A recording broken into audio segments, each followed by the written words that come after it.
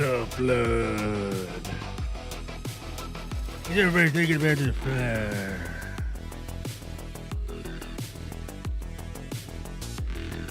Everybody gotta think about the flood.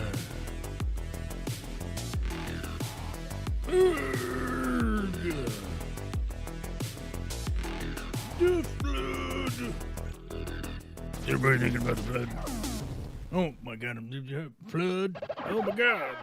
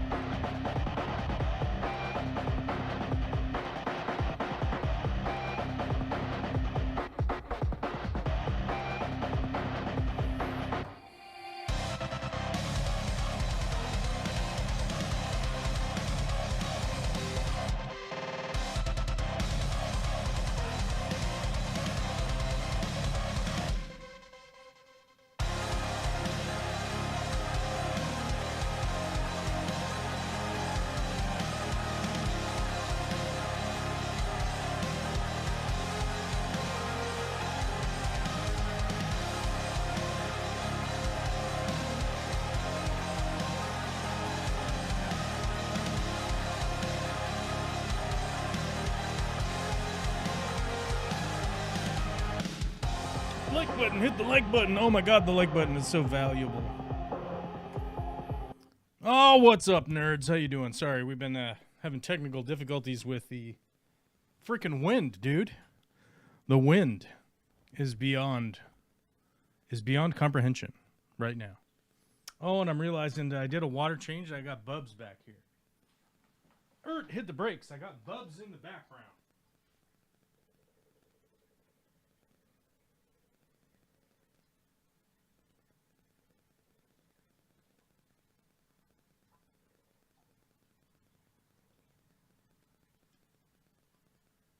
All right.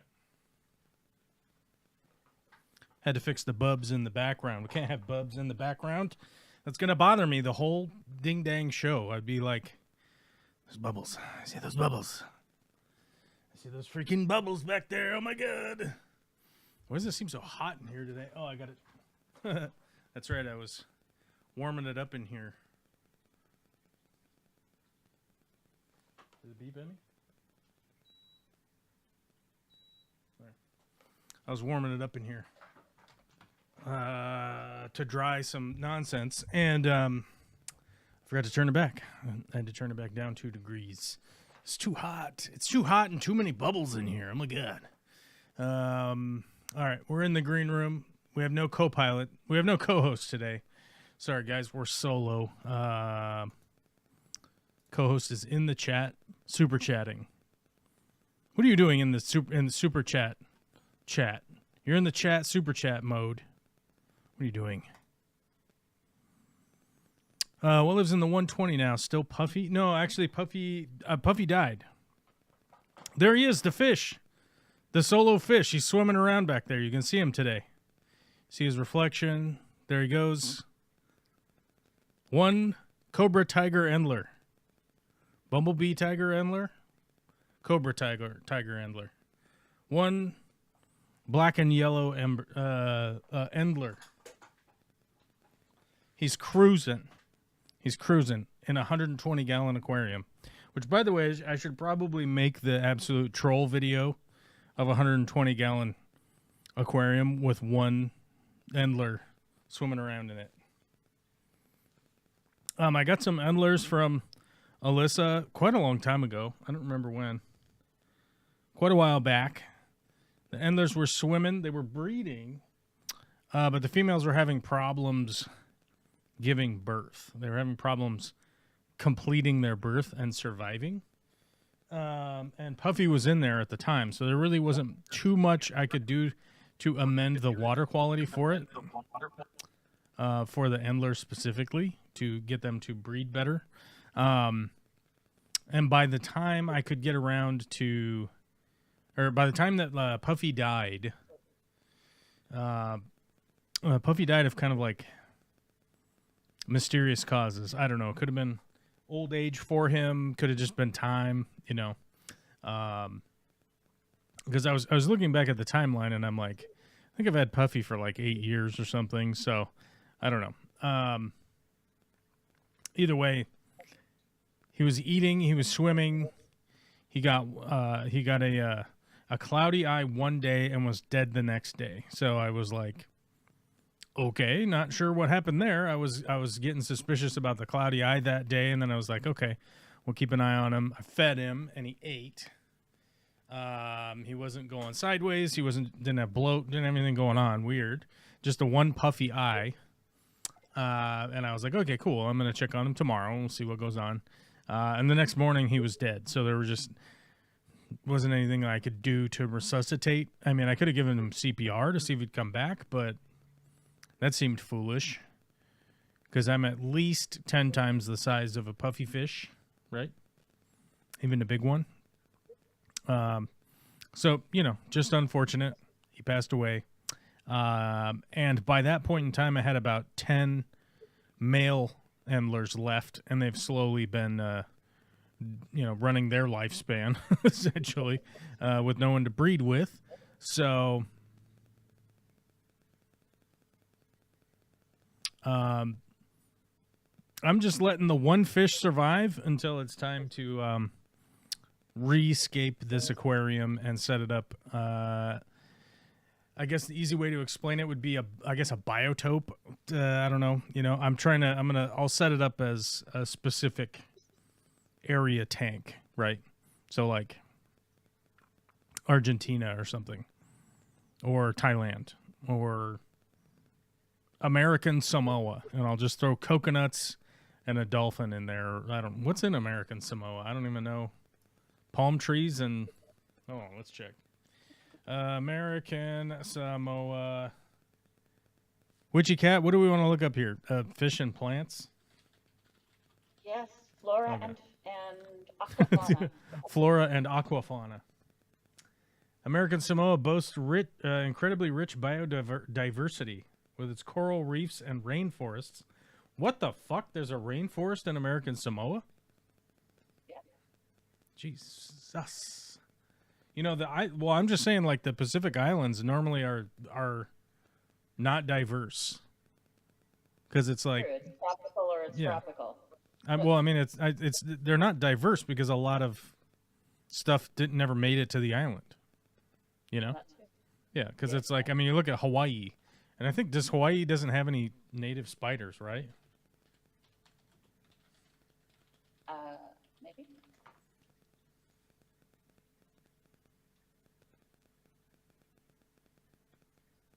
Oh, yeah, they're all endemic.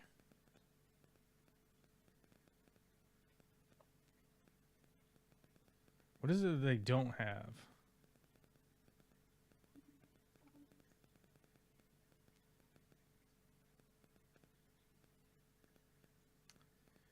Yeah, gray spiders are not originally Hawaiian. Like, almost every spider was brought over on some kind of boat. So like they've all only been there for a couple hundred years. All right. That's gonna play merry hell with things. What is it?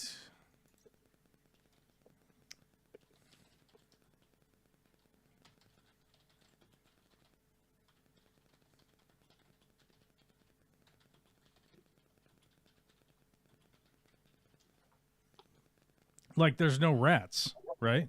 Like there isn't supposed to be rats in Hawaii? Is that Hawaii or okay? Yeah, okay, hold on. I can't remember where it was. Hawaii's flora and fauna lack diversity primarily due to its extreme isolation, leading to unique but vulnerable endemic species, coupled with massive losses from human-introduced invasive species, habitat destruction, diseases like avian malaria, affecting birds and climate change, resulting in one of the Earth's highest extinction rates. Key losses include seed dispersing birds and native plants unable to cope with new pressures, creating simplified, fragile ecosystems. Where is it?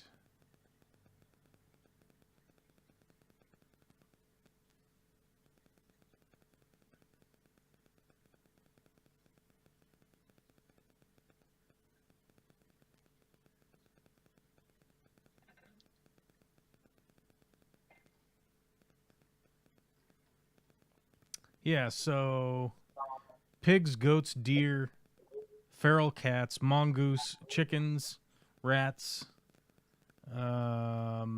amongst a whole bunch of other stuff. It's all introduced like it wasn't there. You know, like because it's a freaking island out in the middle of nowhere. Yeah.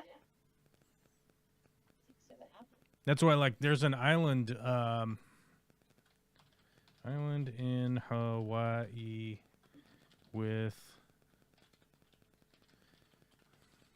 Like, somebody brought deer to one of the weird islands. Axis deer.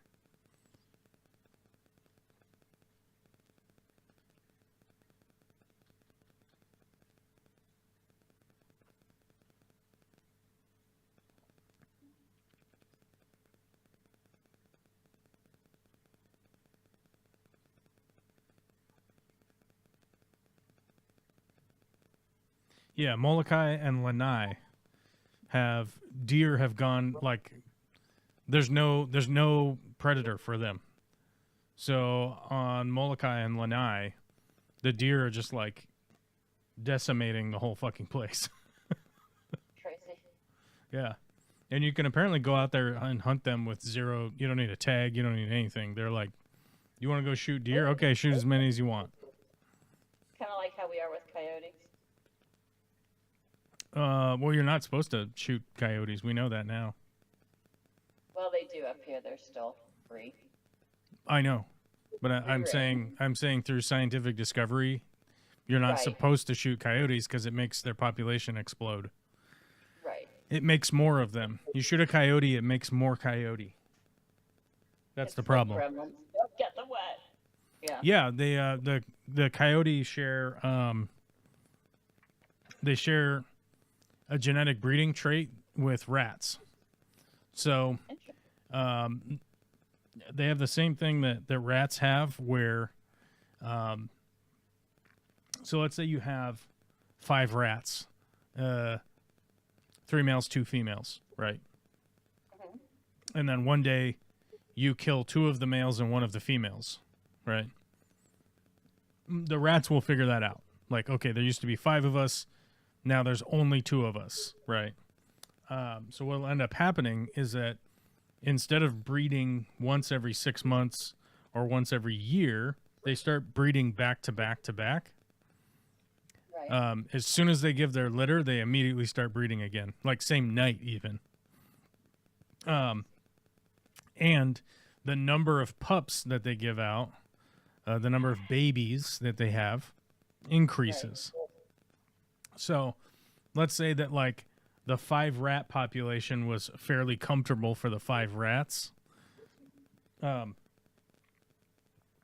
all of a sudden, instead of them having like 2 litters a year of like 3 or 5 rats, they're going to have 16 babies, and they're going to do that like 4 times a year or 3 times a year or 5 times a year, right? Because they're like, oh, we're disappearing, so we need to breed like crazy in order to overwhelm whatever is eating us, right? Coyotes do the same thing. It turns out their howling at night is how they count the pack.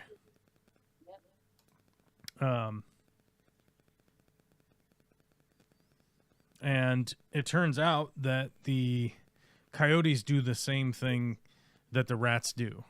They will suddenly start having more litter. Hold on, let me see. Larger litters and more frequent ones.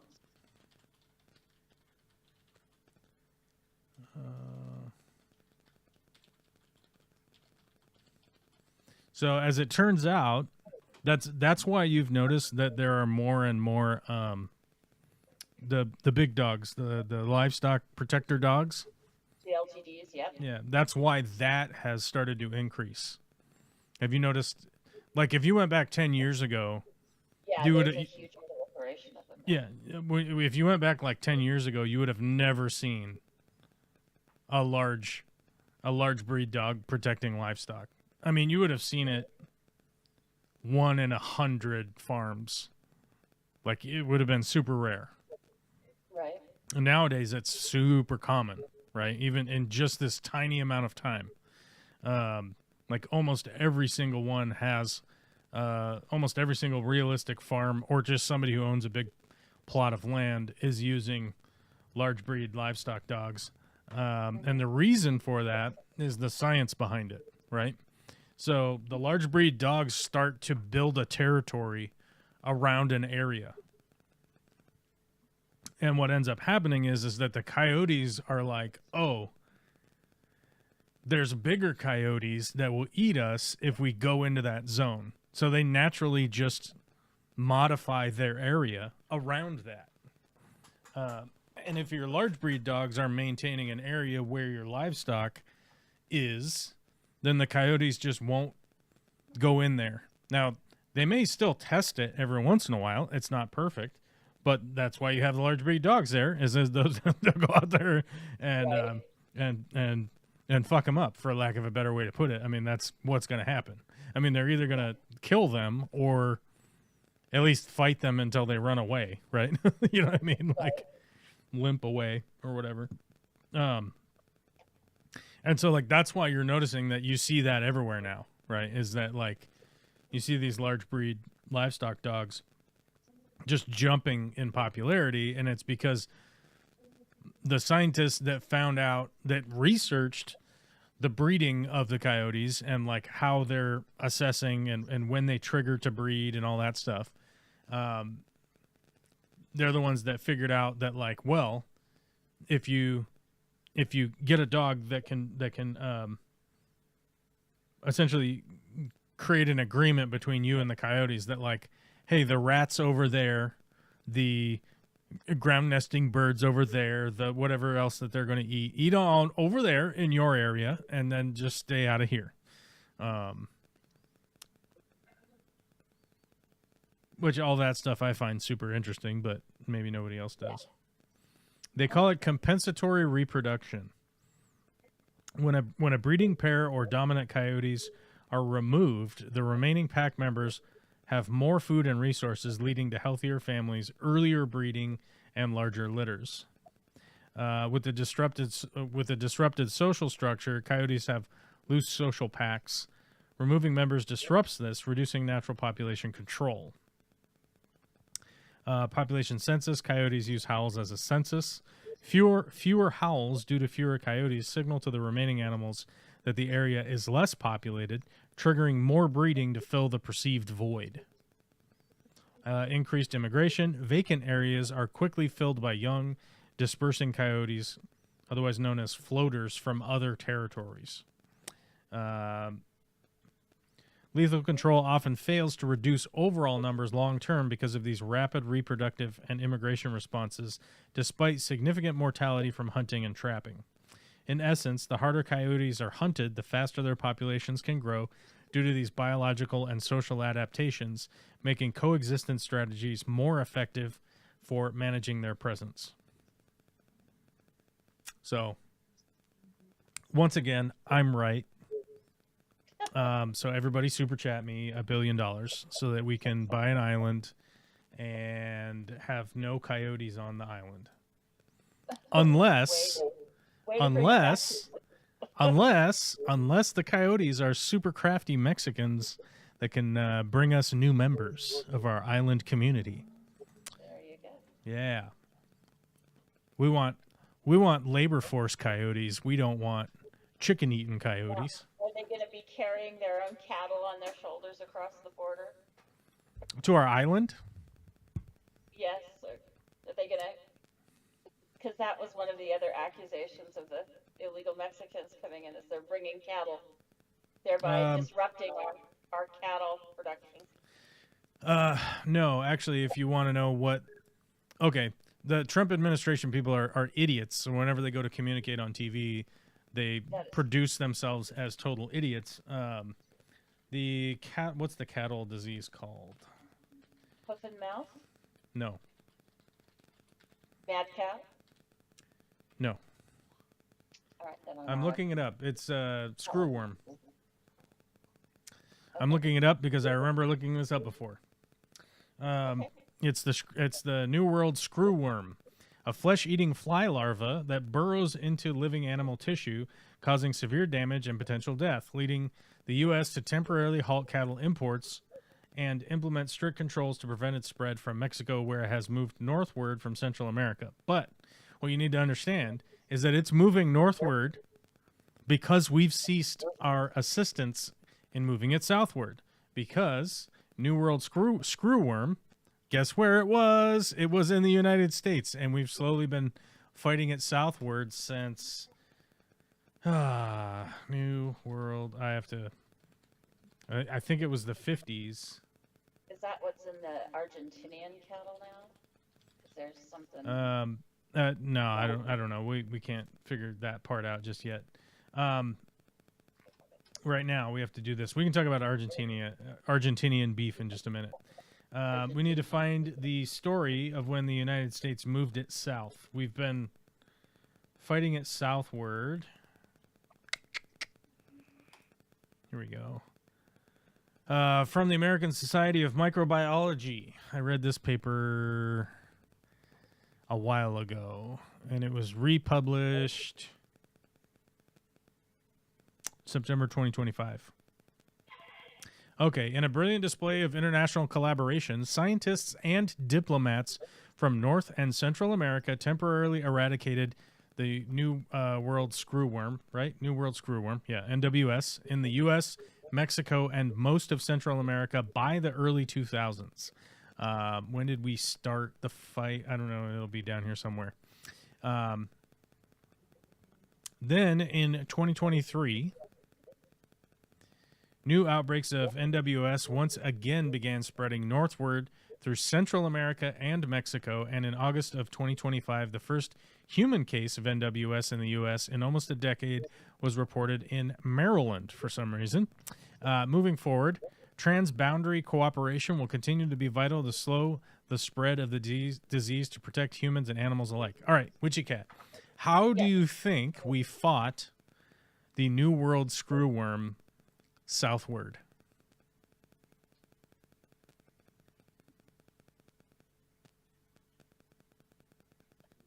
You mean, how did we push it southward? Is that yeah. How do you think we fought it? Exported beef? No. Nope. No. How do you think we fought it to go south? This is specific human intervention. It's a specific human intervention. So don't worry about. I can hear myself popping in. Don't worry about importing or anything like that. Think we figured out a method to battle it southward, and how do you think we did it?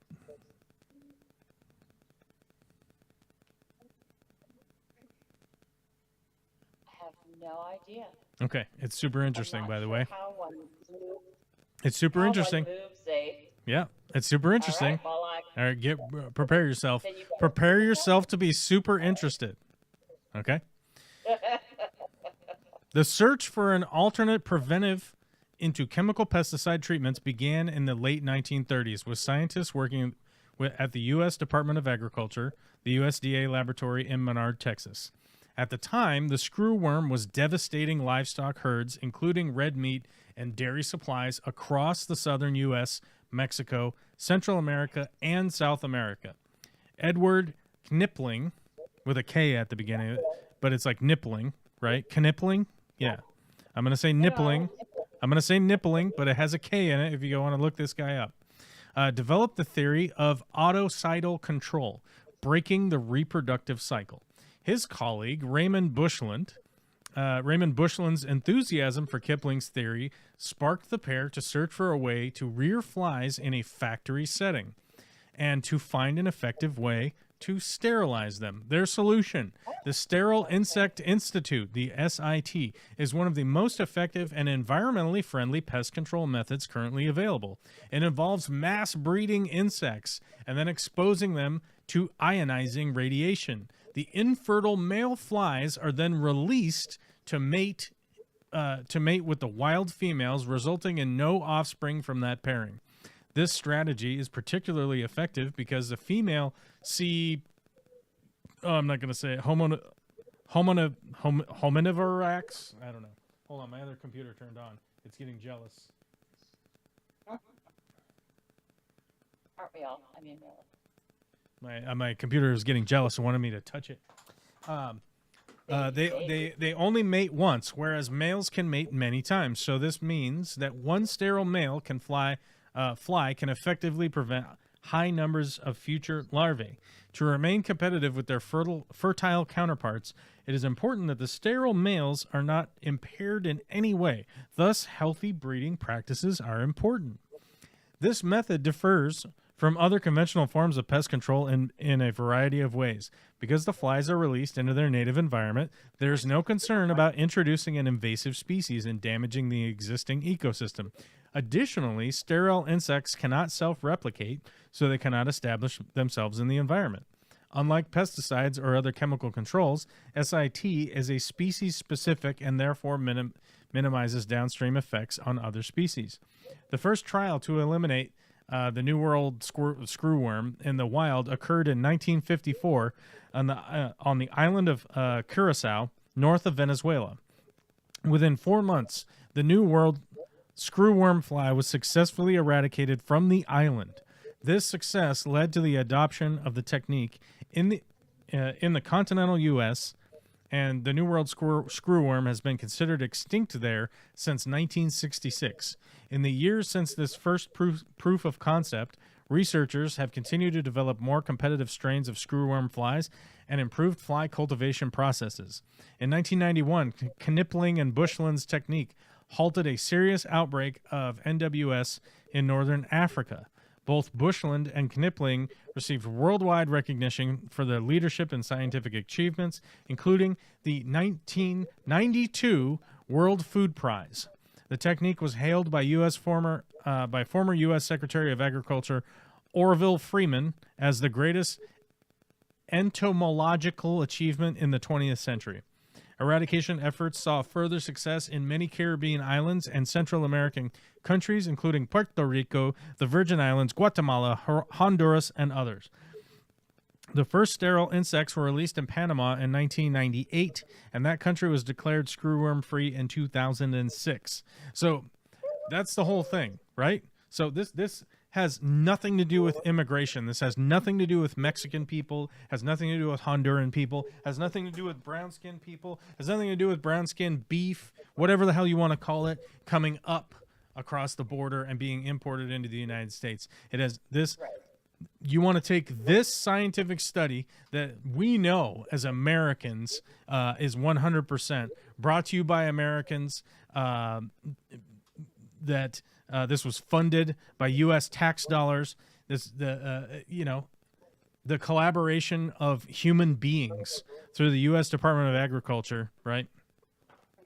were able to figure out how to get rid of this completely in a way that A, didn't fuck the environment, B, didn't fuck the farmers, C, didn't fuck anybody except for this stupid bullshit New World screw worm, and they all still got laid in the process. You know what I'm saying?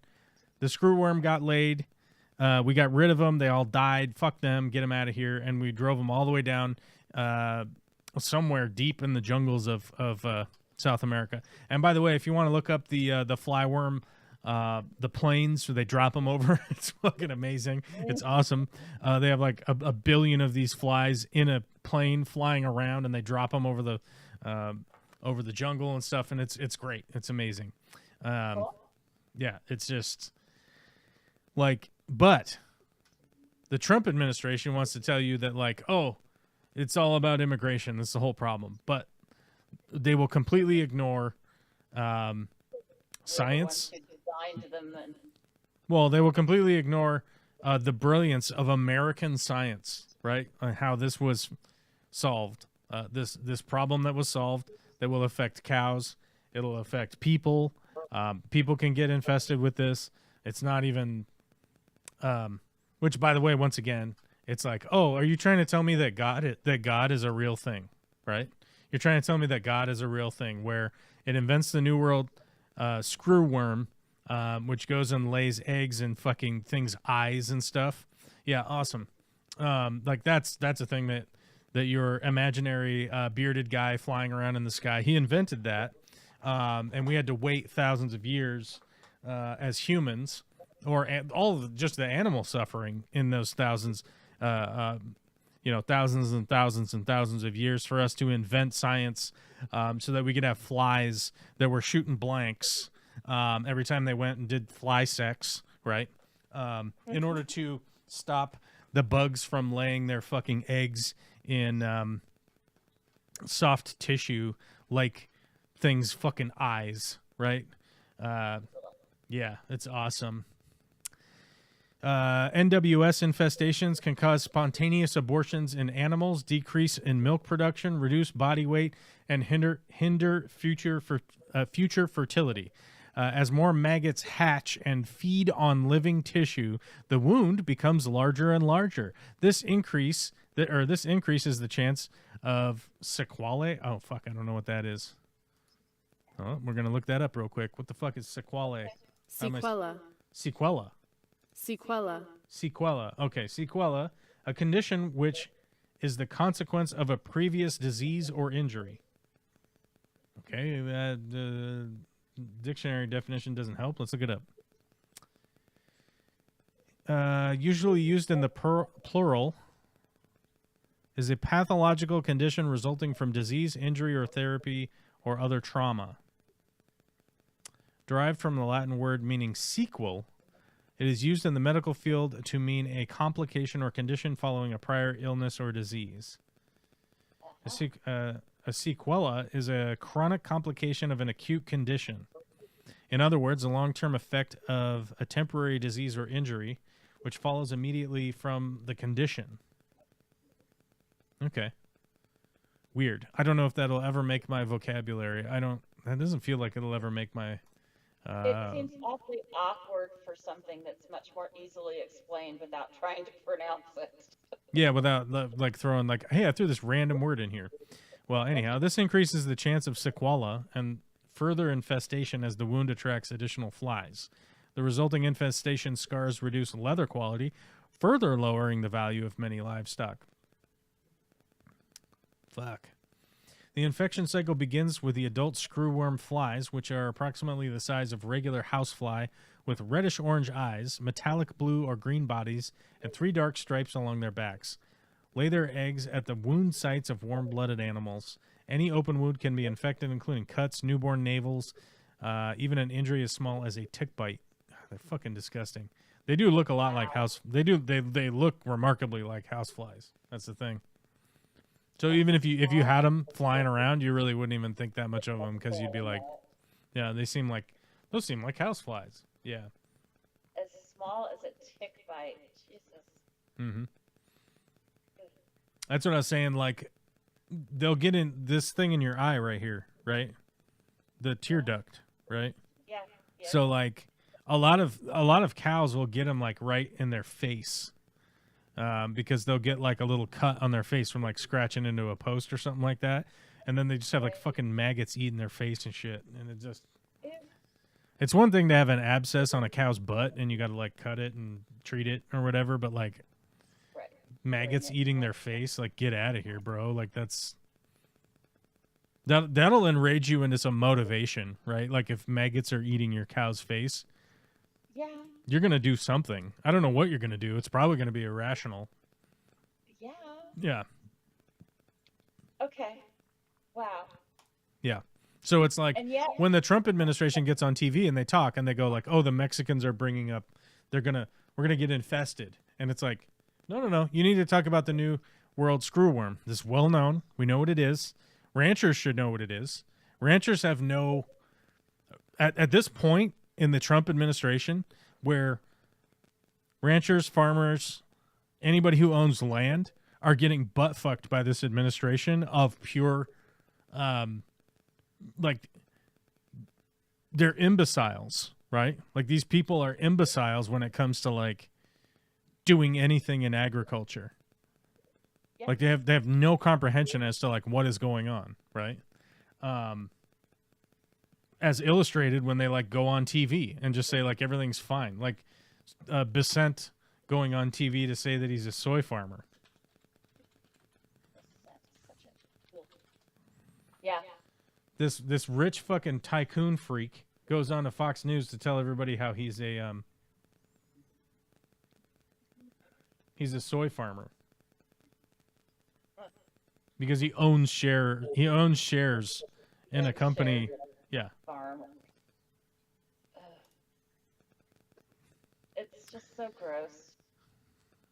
what So we're eight allowing. days ago, Besant divests from soybean farmland ahead of Trump aid announcement for farmers.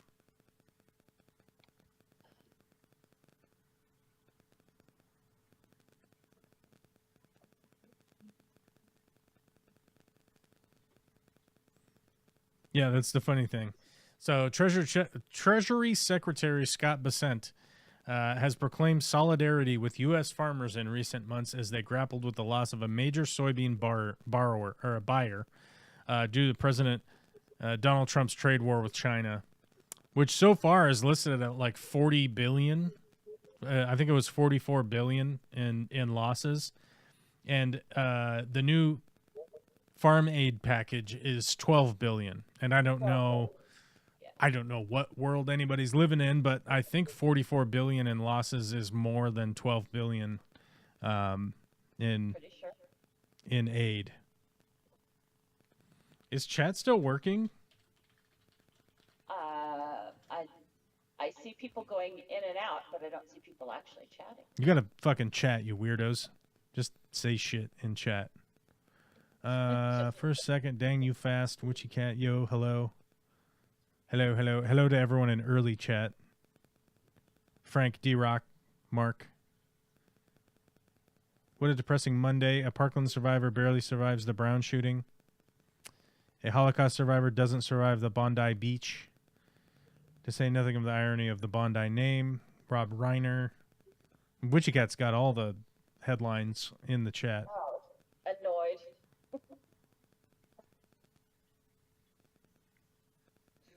Okay, people And are testing the chat. Okay, good. All right. It was freaking me out. It hasn't moved at all in a long time. But that's the problem. If I start teaching and start talking to you guys about stuff, you stop chatting. So I have to stop. Right? We have to stop talking about stuff because you aren't chatting hard enough. 5 gifted memberships from Witchy Cat today. D-Rock's a brand new member. I don't recognize any of the other names here. Oh, Amateur Aquatic Addiction. What's up, dude? What is up, dude? I would say that D-Rock is a slightly used member, not necessarily a new member. He's I don't been a know if member. D-Rock's ever been a member. That's what I was saying. I think he's new to the member. I think he's No, always been. No, it's not Mr. Chips. It's your face, so he's been a member. Does he have a miss? Oh, it is my face. Yeah, there you go. The Bears won. The Bears did win. Actually, we got to do our NFL update. Let's run through the games real quick. NFL games. We need the games list. There we go. Games. Seymour games. All right, let's start at the top. Week 15 of 18. The Falcons Buccaneers in a barn burner on Thursday. The Falcons edged out the Buccaneers, and I personally, honestly, could not fucking believe it. My mouth was hanging open. I didn't know what was going on. I was like, what the fuck? It could only happen on a Thursday.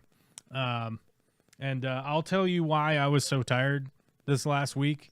I was goddamn exhausted. I spent far too many days helping out with the elementary school Christmas store. Do you know what I'm talking about, Witchy Cat? Mm-hmm. So I'm familiar with the concept. the school sets up a store for all of the children. And I got voluntold that I needed to show up and help.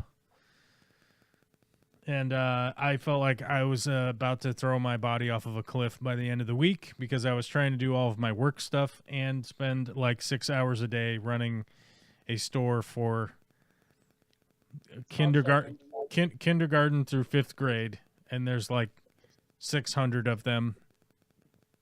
Oh my God. I don't know what to tell you. I'm glad I did it, but I'm not glad I did it at the same time. Exhaustedly glad.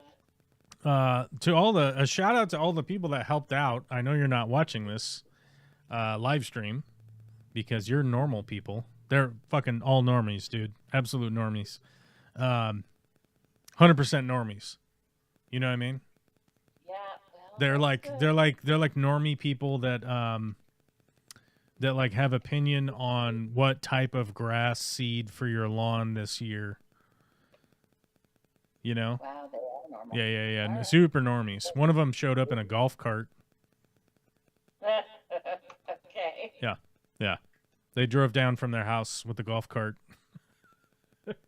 Yeah. The school that Olivia goes to is precariously close to a golf course. So it has one of those golf communities, you know, the golf community, you know what I'm talking about? Mm-hmm. Has a golf Yep. Yeah, it has a golf community around it. And so some of the normie parents drive their golf carts down to the school to drop off their kids. This is just, I feel like it's hilarious that they do it, number one. Number two, if I could do it, I probably would do it also. So there's zero criticism of them doing that. But I also feel like I'm being spit in my face when they're doing it. Right. Somehow it's both. Somehow it's simultaneously both, that like you own extra cars for your recreation. Right. The sport that you like to recreate. Oh, one of them is a Mercedes. That's why. It's a Mercedes brand golf cart. And you're like, Okay, well, that is a bit too. you're getting me right in my face with your opulence. No, I mean, it's fine. Do whatever you want, but it's hilarious. It's a weird vibe. Try to figure it out emotionally. Psycho emotionally, right? Anyhow, on to the next game. Raiders versus the Eagles. It was 31-0. Guess who won? The Chargers versus the Chiefs. The Chiefs have been eliminated from the playoff picture by losing to the Chargers 16-13, which is hilarious. Hilariously funny until what's his butt? Kermit the Frog blew out his knee and tore his ACL. I hope he recovers. What's that? Sounds. I just every time I see those kind of injuries, it just cripples me in pain. Go on. Well, Kermit the Frog is worth like $400 million or Yeah. something. Well, that So- too, but for me, it's just the pain involved. The money, whatever. I don't have any of that. So. Oh yeah, he has all the money. I'm saying he's not in pain. Do you get it? Yeah. He not only is he a NFL player, he's already won 3 Super Bowls, 4 Super Bowls, 3 Super Bowls, something. I don't know. He has all of the money in the world. He feels no pain right now. Like they are giving him shots all over his body. He's fine. And by the way, the only reason I would even point out any player's injury is either if they're like super nice, super rich, or a super dick bag, right? Which Kermit the Frog is super nice and super rich. So it's a tragedy that he doesn't get to play football anymore, but he's super accomplished. So if that's the end, he's doing better than 99.9% of the other NFL players Fair enough. already, you know. He's already got the rings, is what I'm saying. Like, he's already got Super Bowl rings in his purse, in his man purse. Anyhow, but it does suck. I don't want anybody's ACL to get fucked up, but it's survivable now. Anyhow, Jets versus the Jaguars. Of course, the Jets lost. The Bears played the Browns. It's no shocker that they beat them 31-3. I mean, I'm surprised the Browns even kicked a field goal. It's absurd that they did. Lions-Rams was a real nail biter. I have no idea what the hell the Lions defense was doing last night. It was 41-34. Ridiculous. You got to stop the Rams. You have to. Somebody has to. And you would figure that the Detroit Lions defense would be able to do it, but nope. They gave up like 700 yards of offense or something. I fucking forget. It was crazy when I tuned into it. Let's see here. We need the team stats. Oh, sorry. They only gave up 520 yards of offense, which is still absurd. It's fucking wild. Average yards per play, 7.5. What the fuck is that? Like, goddamn. Did not expect the Detroit Lions to just lay down and let the Rams run all over them. The Broncos beat the Packers, and I think that's clinched the Broncos for the playoffs, right? Yeah, the Denver Broncos, believe it or not, with their rookie quarterback after imploding, after selling everything to buy Russell Wilson, are going to make the playoffs this year. Because they picked Oregon's quarterback, Bo Nix. Let's look him up. He's cute. He's nice. He's sweet. He was at Oregon Duck. He's crafty. He runs around. He chucks the ball around. He's a rookie. Nice guy all around. So, you know what? Success for the Denver Broncos. That's good. We're no longer in their We're no longer in the division with the Broncos, even though I have a deep hatred for them from my childhood, right? Where did my games go? I lost them. Okay, there they go. The Vikings versus the Cowboys. Of course, the Vikings won because J.J. McCarthy is back. That sneak play to run into the end zone, I bet Jerry Jones just about had 5 heart attacks and somehow still survived. It's bizarre. I don't know how they got away with that. They faked the handoff like they were just going to, it was a goal line, right? It was a goal line play. Right. They faked the handoff, and it faked out the cameraman, right? Like the cameraman thought they handed it off, and then J.J. McCarthy just pranced out there and did the Dougie into the end zone, basically. And, like, it seems like you should get a taunting call for that, but, Cowboys lose again because they're losers. They're 6-7-1. Yeah, I don't think either of those teams are going to make the playoffs, so realistically it doesn't matter. Battle of the basement. The Cincinnati Bengals continue to spiral backwards into the dumpster at 4-10. The Baltimore Ravens go even to 7-7, stomping them down 24-0. Baltimore, if they make which are probably going to make the playoffs again, are another of the they're the first round AFC team that just is dangerous for everyone to play. So good luck to the AFC. Whoever plays I think the Ravens are going to make the number 8 seed or whatever. Right. The expanded playoff horizon thing now where they include the 2 bottom teams. Or is it 6 teams? 6 or 8? 6. Yeah. 6. So it's the 4 plus the additional wild card. There's 2 wild cards now. That's what it is. They're going to be that number 6 seed or whatever and just fuck somebody up. It's going to be ridiculous, and everyone's going to go like, "How did this happen?" And you go like, that's the Ravens. That's what they do. They make the playoffs. They beat somebody the first game, and then they fall apart in the next game. The Bills. Oh yeah, that's right. The Patriots were up on the Bills big time, and the Bills just scored over and over and over again to beat them 35-31. Where is? That's what it was. It was running. It was a running game, right? Yeah, the Bills had 168 yards on the ground, but the Patriots had 246 yards rushing on the ground. That's fucking crazy. How do the Buffalo Bills continue to do it? I don't know. It makes no sense to me, but they keep winning. They're 10-4. The Patriots are 11-3. I think there's a way that they somehow play each other in the playoffs this year.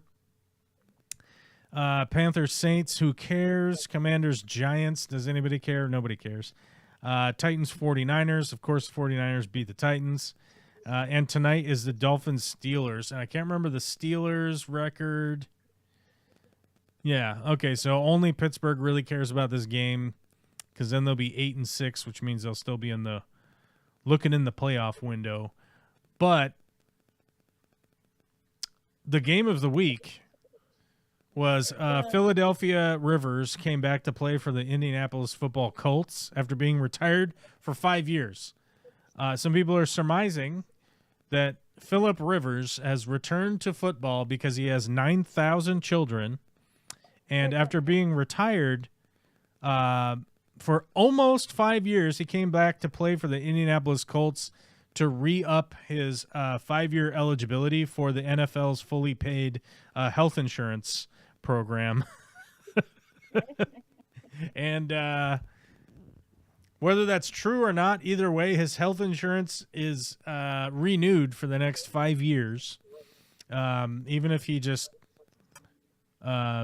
trips and falls and breaks his arm tomorrow, he's still got another 5 years of health insurance for his entire family.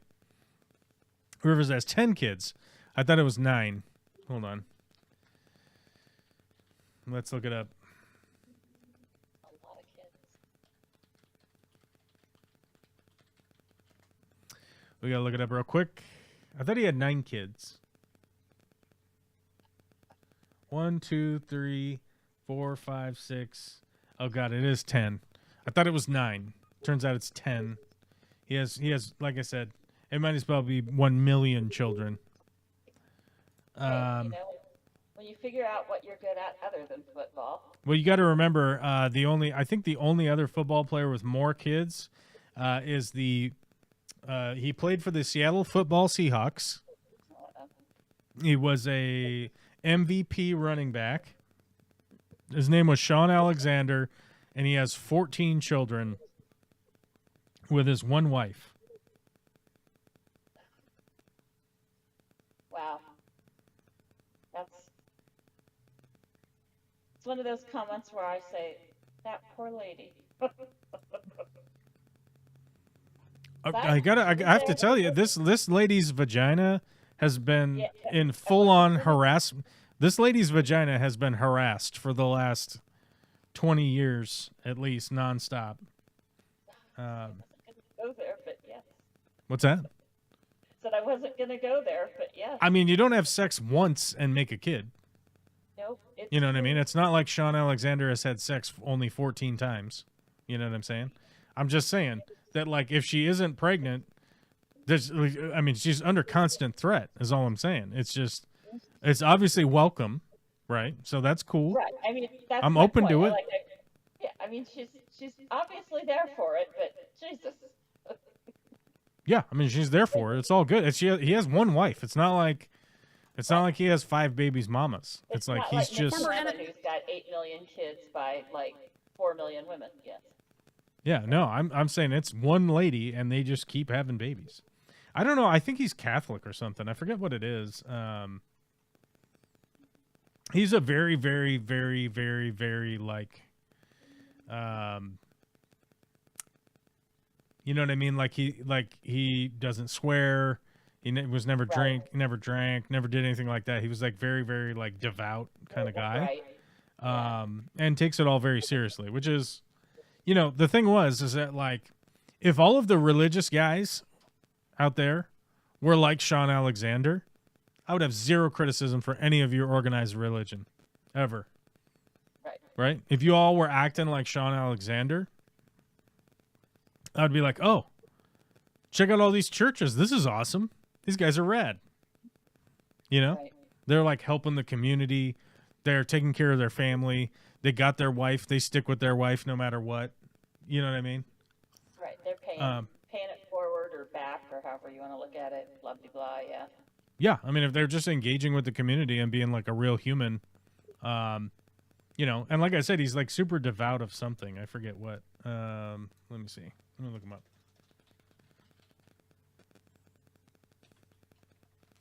How the fuck do you spell his? Oh, he has a weird spelling.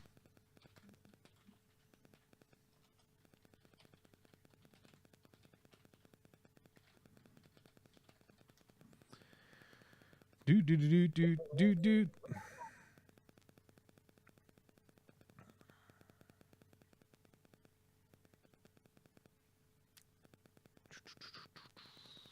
Says he's a Christian, but it doesn't say like what his denomination is, because some of the Christians denominations, like they call for the death of the other Christian denominations. Have you ever noticed that? I have. Yeah. Yeah, it's kind of crazy.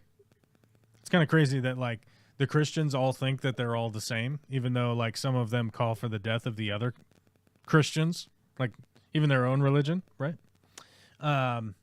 But Sean Alexander is a devout Christian who often speaks publicly about his faith, emphasizing God's role in his life, his football journey, and the importance of living by biblical principles. Which would be cool, man. If you were actually doing the like, treat your neighbor like yourself.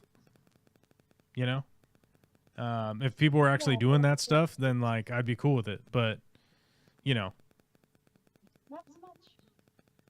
but they're not doing that as a whole, right? There are some individuals, right? But we don't. But just the same way that we don't accidentally cast a whole group by the one individual's actions, which is what Christians are constantly telling me to do, right? That like, oh, don't judge us by the one preacher that diddles little kids. That's not all of us, right? Yeah, don't ever do that. But then, of course, you're going to judge all Muslims by like this one shooter this one time, right? But completely disregard all of the shooters from your own denomination, right? You're going to ignore those too, and the kid diddlers, right? You're going to ignore that. You have to ignore that because that's just that was just that one guy, right? What was Timothy McVeigh? Let's find out. Because I know that he was devout in some way, wasn't he? And don't, by the way, also celebrate the people of other religions who do well, like the Muslim guy who stopped the Bondi shooting. That. Oh yeah, they were saying that the Muslim guy that stopped the shooter, there was a rumor going around that he was converted Christian. Of course there was. We want to make him as not Muslim as possible.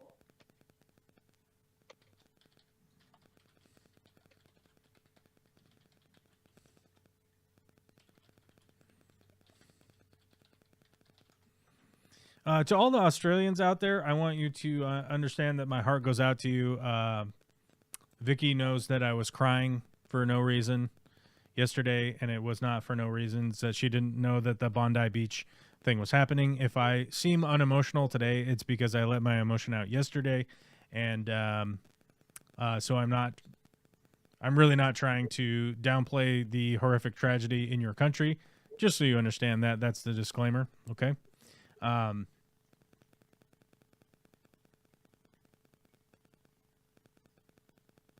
Yeah, here we go. Just so you know, like I'm not heartless to this stuff. I empathize and sympathize with everybody involved, and it obviously should not ever happen. Just understand that, like I said, being an American, we have never-ending mass shootings around here, and I have learned how to emotionally deal with it in a way that I would be able to go on the show and not like fucking lose my mind and be like out here crying and stuff, kind of thing. But just understand, that was happening yesterday while I was private. While I was being private. Witchy cat. I know. I get I was being private. So yeah. So just so everybody understands that, I'm not trying to be cold-blooded or heartless or anything like that. But the father of Ahmed al-Ahmed, the man credited with disarming one of the gunmen, said his family's experience during Syria's long civil war prompted his son to act in Australia. We know what it means to lose loved ones, Mohammed Fatih al-Ahmed told ABC News. We have seen all kinds of crime and injustice in Syria.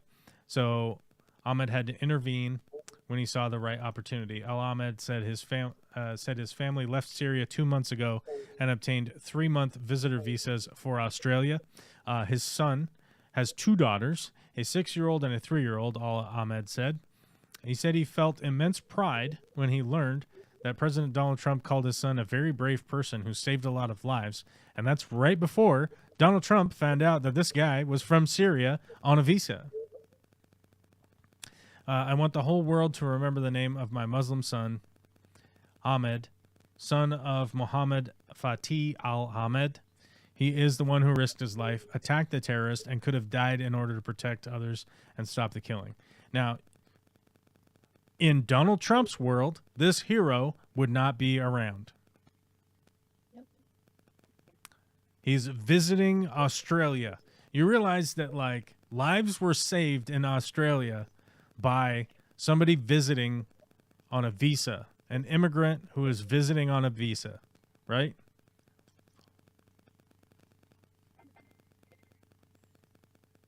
Not one that he bought for a gold card. Yeah. Not.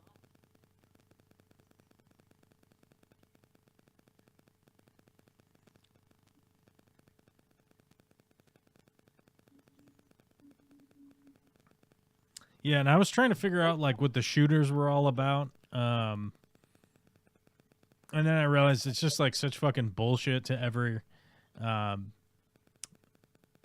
be commenting that much on a motive when we don't even really know what was going on, other than obviously Jewish people were attacked during day 1 of their of their Hanukkah celebration.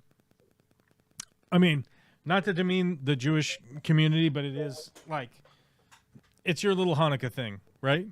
Like, none of this stuff is accurate. None of this stuff is true. God's not real. It's fucking bullshit. It's great that you guys got together to celebrate. I would heavily implore people to get together and celebrate more often. So keep doing that. Keep doing the community gatherings and all of that stuff. But I'm not going to cast like reality to your religion just because a tragedy happened.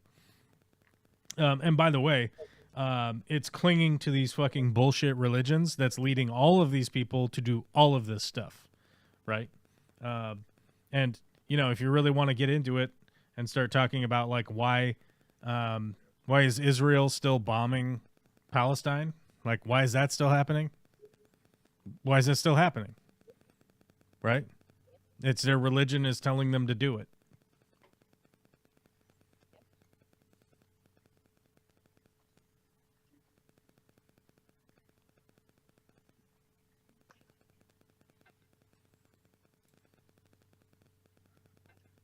Let's see. What's our current... if anybody has been paying attention to the area that I live in, the current news around here has been flooding. There's just flooding fucking everywhere. We've had record flooding. We had what's called an atmospheric river, which means a shitload of rain coming off the ocean into all of the mountains, and it was unusually hot, so it wasn't snow. It all just became fucking blasting water off of the mountains through the rivers, and places that are used to flooding got even more flooded than normal. But one of the towns near me called Mount Vernon. You may have seen them on the news. They may have showed up on the news. But if you remember, a lot of the towns in Washington State, even though we're supposedly like the lib-cuck capital of the world or whatever, that we're like the super liberal freak show out here, there are a shitload of conservatives. And Mount Vernon was run by conservatives for decades and decades and decades. And over the last 5 or 6, 7, 8 years, some Democrats have gotten involved. Some liberals are there helping out with sorting things and doing certain projects, like putting in a seawall designed by the Norwegians, the fucking liberal Norwegians, right? The liberal Norwegians got involved. Pardon me? He wants more Norwegians to immigrate. He likes Norwegians. Norway declined, actually. Yeah, I know. And actually, I have a comment that Norway has sent out. Hold on. Oh. Specifically to you. Dear Joel, please disseminate this information. Hold on, I'll find it.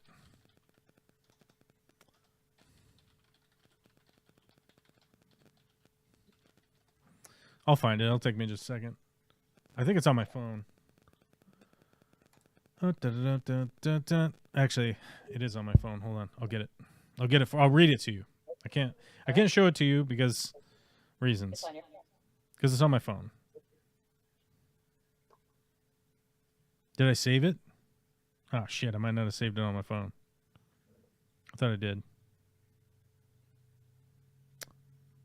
Hold on, let me find it. It's not on my phone. It's not on my phone.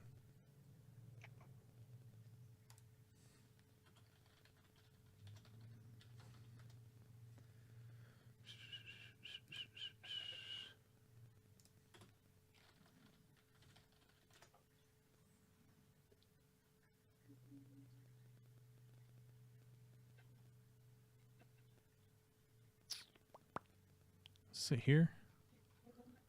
No. Somebody's in my driveway. Uh-oh. It's probably Amazon. Or an attacker. Who knows? Where did it go? We've gone way back into the Wayback Machine. Shit.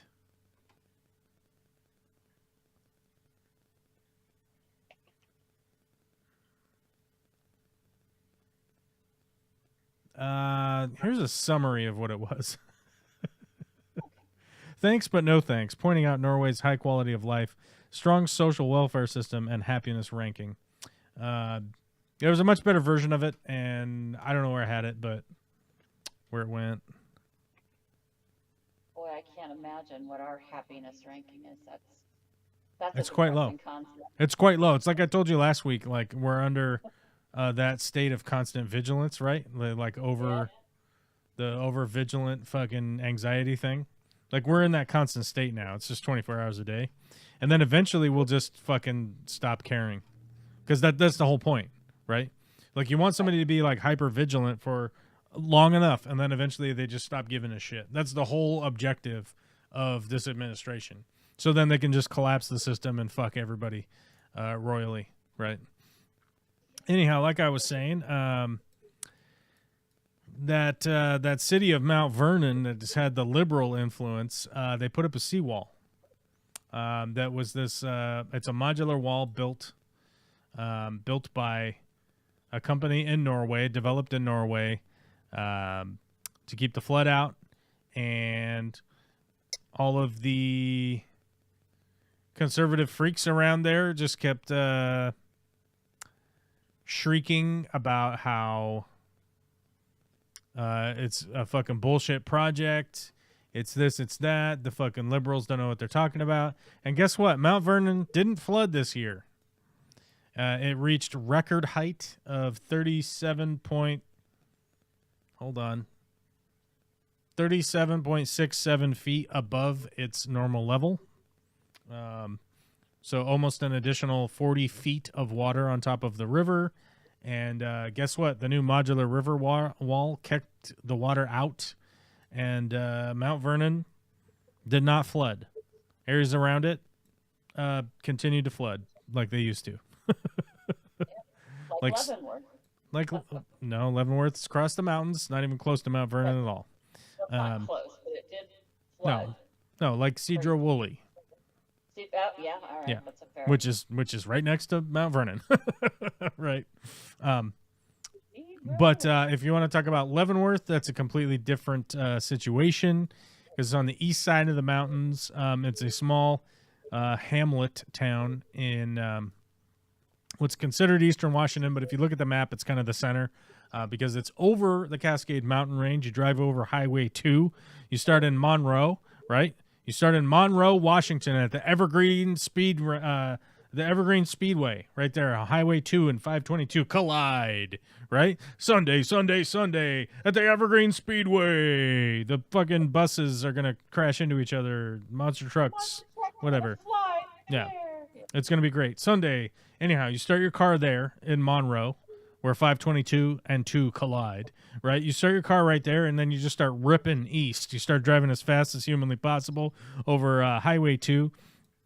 If you're fast, quick at the cornering, and pay attention to your high-speed acceleration through the mountain range, you will end up in Leavenworth in about 58 minutes. If you drive like a normal person, it will take you 1 hour and 42 minutes. Anyhow, And if you drive... that's not counting animals. What's that? So that's not counting roadway animals and tourists. Oh, run them over. Just keep going. Okay, good answer. Yeah, you go fast. Go fast. Go fast. Actually, the fastest I've ever done it is like that 55 minutes or something like that. But that was many years ago when we had less technology in the mountains. Don't do it now because they'll arrest you and put you in prison for the sex part. They're going to give you involuntary touching in prison. Yeah. Anyhow, Highway 2 is a mountain. It's a mountain pass. It's a 2-lane highway. At one point in time, it was it's super deadly. It's less deadly now because the technology and whatnot. But where 522 meets Highway 2, that stretch of 522 that would drive out to Highway 2, everyone used to die there. If you drive along that stretch of road from Woodinville, you start out in Woodinville and you drive on 522 to get to Highway 2. There is like hundreds and hundreds of monuments of fucking head-on collisions of all the people that died. There's crosses all over the side of the road. It's insane. Used to be the deadliest stretch of road around. And back then, I used to drive that road all the time, late at night, and I fully understand why it was the deadliest part of the road. Hillbillies driving at high speed on the wrong side of the freeway frequently.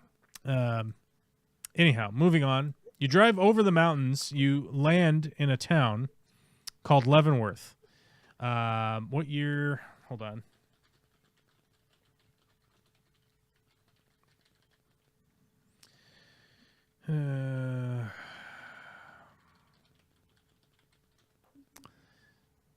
Fucking get your AI shit out of here. I want my regular search engine. You fucking get out of here. Skedaddle, you bitch. You AI fuck. Get away from my computer. I have to find the date here. I have to find the date or I can't tell the story. Okay. I can't tell the story without the date. It's all right. Stay calm. It's there. We can't live calm. We're in hypervigilance. We're in it. Okay, so this small town of Leavenworth was established in, can you guess, 1890, which is the year that the Washington state became a state. Right? Am I correct? Or am I wrong? I don't know. I don't remember what year it was. You're going to have to look it up. I have too many windows open. All right, I can do it. You do it. You beast. You sexy beast. Look it up. Okay, here we go. Anyhow, Leavenworth was founded in 1890. I think that was the year Washington became a state. It's a small town devoted to mining in the mountains and collecting apples and squishing them into apple products that people consume with their dirty mouth holes. As you can see, it's a very typical U.S. bullshitter town. Just like anything else. You got fucking horses and wagons and a bank and some bullshit and just white people doing white people stuff. There's a white guy over here just looking at this rock. He's just fucking standing there looking at a rock. Like, what do I do with this rock? How can I get this rock to give me some money? How do I do that? Give me some money, rock, you son of a bitch. For some reason, this little sign right here in the middle is in color. I don't know why. It's blue. It's got blue. Everything else is black and white. Oh, I guess this is got a little bit of color too. And there's a lady apparently doing something over here. She's slightly colored also. Blue. 1889. 1889. Yeah. Was I a year off? Fuck. I suck. Fucking fired. What a dick.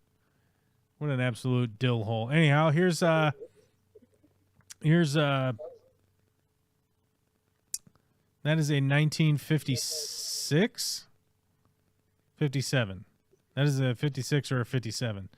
Ruth's Dress Shop. This is what it looked like in the 50s. This is what it looked like in. That's a 55 down there. 50.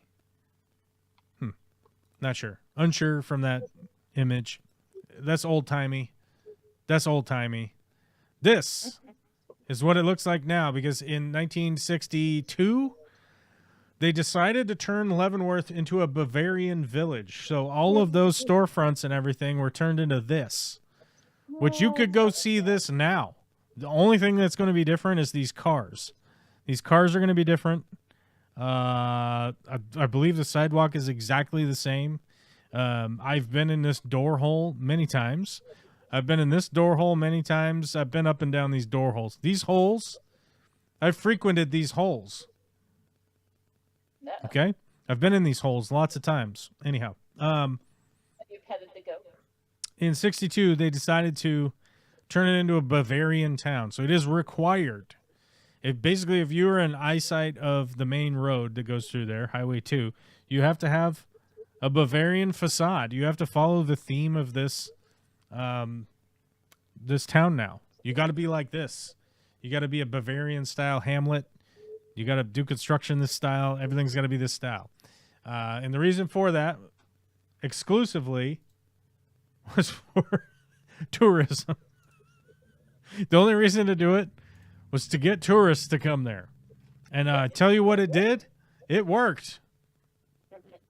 It worked. Big time. Big time.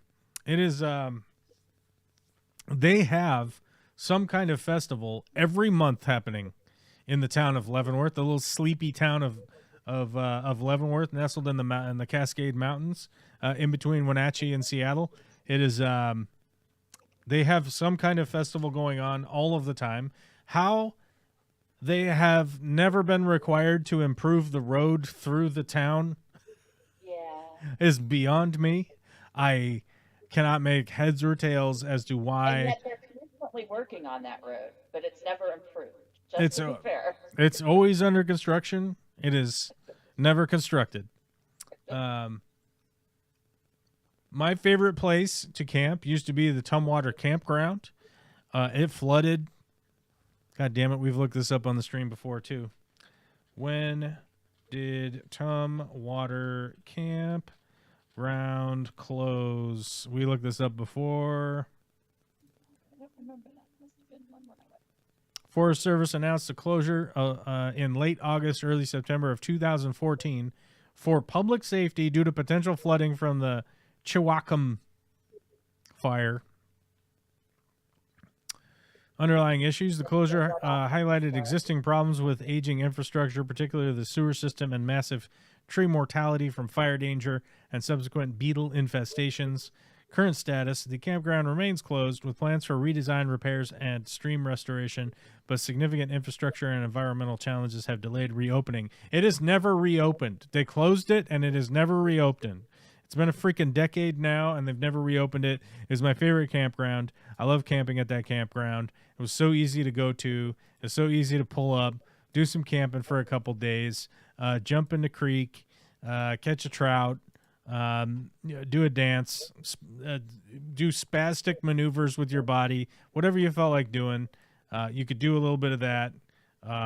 You could camp a little bit, and it's a beautiful spot. Like here's the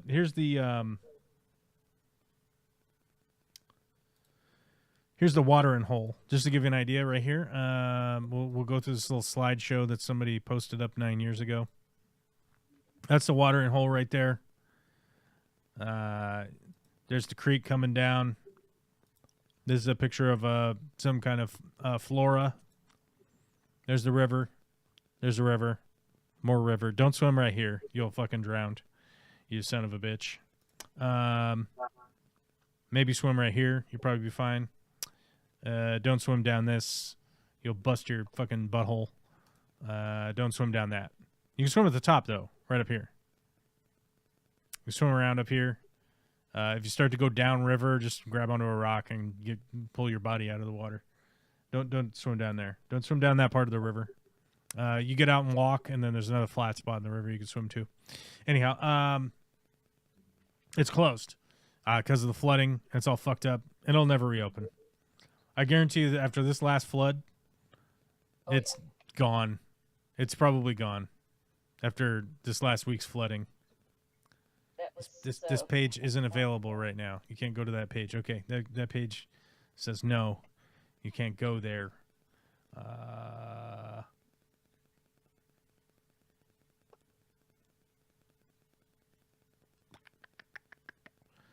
Because the road is fucked. So any infrastructure that they were going to do on Highway 2, as far as the campground goes, I 100% will be redirected into fixing the freaking highway. I've seen images of 5 different locations on Highway 2 that are just huge chunks ripped out of it. Yeah, yeah. I mean, you couldn't even Dukes of Hazzard this situation, is what I'm saying. You couldn't even take the General Lee to jump over it. You would just fall to your death. So right now, we are waiting on. Hold on. And we're enjoying a second flow of that stuff. They said that they were supposed to. They're supposed to release on Tuesday when Highway 2 will reopen. And I just wanted to check and see if they got to it early today. I doubt it. I don't 100% trust the Washington State Department of Transportation. I about 98% trust them. Every once in a while, they fuck up on something just like anybody ever could. But more often than not, they do a fantastic job, and I like them a lot. It's a wonderful organization. Washington State Department of Transportation does a great job. They're all a bunch of hardworking individuals doing everything they can to just create a safe environment for everybody to travel. And with just how difficult it is to keep the roads open in Washington State, I'm always impressed. I'm always impressed by how much they can get done with very limited budget too. Also, that's the extreme hardship of it. We don't like to fund things. So right now, 410 is closed. Highway 410 is closed. 123, Highway 123 is always closed this time of year because you will have about 1,000 feet of snow on your head if you try to drive on that road. But Chinook Pass is once again, like always, closed. The Natchez River broke over the banks and has annihilated Highway 12. So going west to east right now is fucking insane. It's basically impossible. You have to go Highway 90, and there's a big giant hole in I-90 right now also. So going west to east is I don't think it's happening for Christmas, is all I'm saying. I don't know. If anybody's trying to do that for Christmas, it's... I have a friend who made it over 90 in the last 24 hours. So it's possible, but it's slow going. Oh, I'm not saying it's impossible. Right. I'm saying that one side of I-90 fell into the river. Yeah. And I don't know which part exactly. I think it's by Cle Elum. Wasn't it? I think it's by Cle Elum. Because looking at the traffic, everyone's exiting I-90. They're driving through Cle Elum. And then they're getting back on I-90. So it's got to be around there somewhere. Or maybe it's here. I-90 westbound. Westbound between 67 and 65 near Eaton. It'll be a single lane closure with a 12-foot width restriction for erosion mitigation. Yeah, so it's just outside of Cle Elum. Where are they getting out? Oh, maybe Cle Elum's just busy right now because of their airport. Their airport. The Cle Elum Municipal Airport. It must be really busy. The International Airport of Cle Elum. We got our Cessna across the lake. Woo. I mean, I guess if you flew a plane from Cle Elum to Canada, then technically, It would Technically? be international. I don't know. I don't know if any plane that could land at Cle Elum could make it that far. That's probably too far. Maybe some of the helicopters. I don't know. It looks far. How far is it? Let's see. Where's our little doodler? Where's our doodler booper? You know our thing? Where's our scale? Or, This map Yeah. doesn't have a scale. This map is Well. kinky. This map is kinky. This map just lets you guess. baby. Where's our scale? I got data layers. I got truck restrictions. I got weather stations. I got everything except for how far is this from this. Okay, well. Yeah. Tis the internet, and we don't get everything we want. It's the internet. We don't get everything we want around here, you know what I mean? We're just getting messed with. We're lucky to get all. Yeah, well, actually, here's the problem. So Highway 20 is closed. Highway 2 is closed. 410 is closed. Giant chunks of 12 is closed. Well, 12 is down to one lane or something. What are they doing in Natchez? Let me see. It'll tell you here. U.S. 12 milepost I-90 or 190 is closed due to flooding. Okay, fuck. So I think Natchez, you have to get off. Ooh, God. Look at that traffic. Okay. So the detour in Natchez. Oh, my God. Have you ever been out to Natchez before? yes. So right now you have to get off. This is what the traffic's doing. So the traffic right now, the detour, you get off at Natchez Avenue, and then you drive all the way around Natchez, across Summit View, all the way back down to Summit View Avenue, then go up and get back onto 12 Jesus. All right. to get over to the 82 interchange. Oi. That's crazy. It's just like red. It's just red lines going through Natchez, which is a town that is not ready for traffic. You know what I'm saying? No, You'll be well, like, it's not a "Hey, tourist guys." venue. I'm stuck in Natchez. Are you in Natchez or are you in Union Gap? I don't know. We've been here for hours. Yeah, figure it out. Yeah. Although, like the upper Natchez up in Tieton, Mhm. I would like to live there. Okay. I would like to live there. Like if there was a farm out here on 12, in between Rimrock and Natchez, and I could afford it, I might get into that. You know what I mean? Yes. You know what I mean, right? The affording part that seems to be the problem these days. The what? The affording part. Yeah, because it's like, you know, they'll be like, oh, hey, here's this property out in fucking BFE, dude, right? And you're like, Yeah. oh, yeah, maybe that's affordable. And they're like, oh, no. There's a guy who has $1 billion and wants to buy this, so you better get in a bidding war with him. Like, Right. what happened? What happened to affordability? I mean, I Or we're gonna literally saw. look I literally. into- Oh my god, my fucking realtor sent me a. He sent me a link to a property out in if you guys want to know where I really want to live, is up off the Methal River in Mazama, in a town called Mazama. Okay? That's where I want to live. I want to have like 20 acres out in Mazama with a couple of workshops, just a reasonable house. It doesn't need to be extravagant. Nothing insane. I don't need to own an airplane. I don't need to own any of that stuff. I want to be able to hike off into the mountains and fucking stab a deer in the face and harvest a deer once a year. Oh, I'm not answering that. It's my fucking landscaper that refuses to send me a goddamn invoice. Like a fucking cuck. What a dickhead. Guess how much you owe me. Yeah, he wants me to. I'm happy to pay him for. He did 2 months of lawn mowing at a location. Okay. And I'm happy to pay him.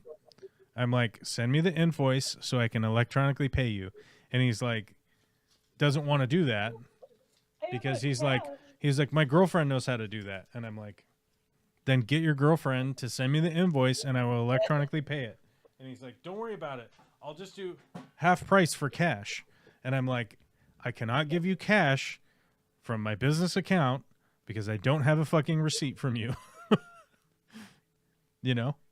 And I'm like, you just have to do that. Just send me the invoice and I will pay you. And he's like, I don't know, my girlfriend has to do that. And I'm like, I'm not your girlfriend, so I can't do it for you. What the fuck is going on here? Send me the invoice. Send me the invoice. I will immediately pay it. Anyhow, he's a good guy. Does great work, but I can't cash pay people. I just don't understand what the deal is. Right. Well, I do know what the deal is. The deal is that they don't want to pay taxes. They just want to get some cash and then just act like, oh, don't worry about it. Right. It's fun. But I pay my taxes, so I don't know.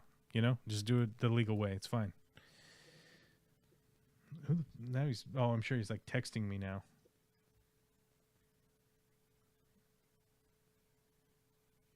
Let's check. I'm gonna read the text.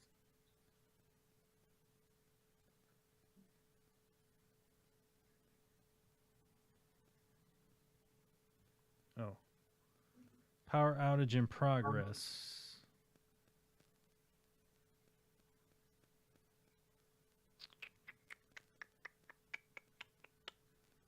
Oh. Olivia's daycare.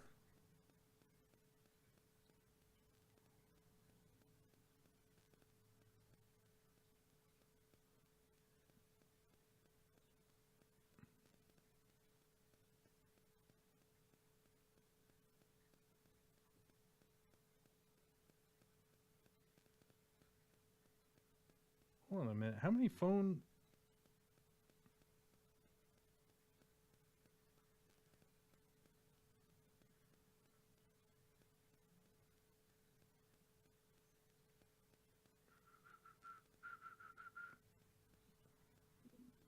Oh, Olivia's daycare is like having power outages because today is the beginning of the fucking insane windstorm.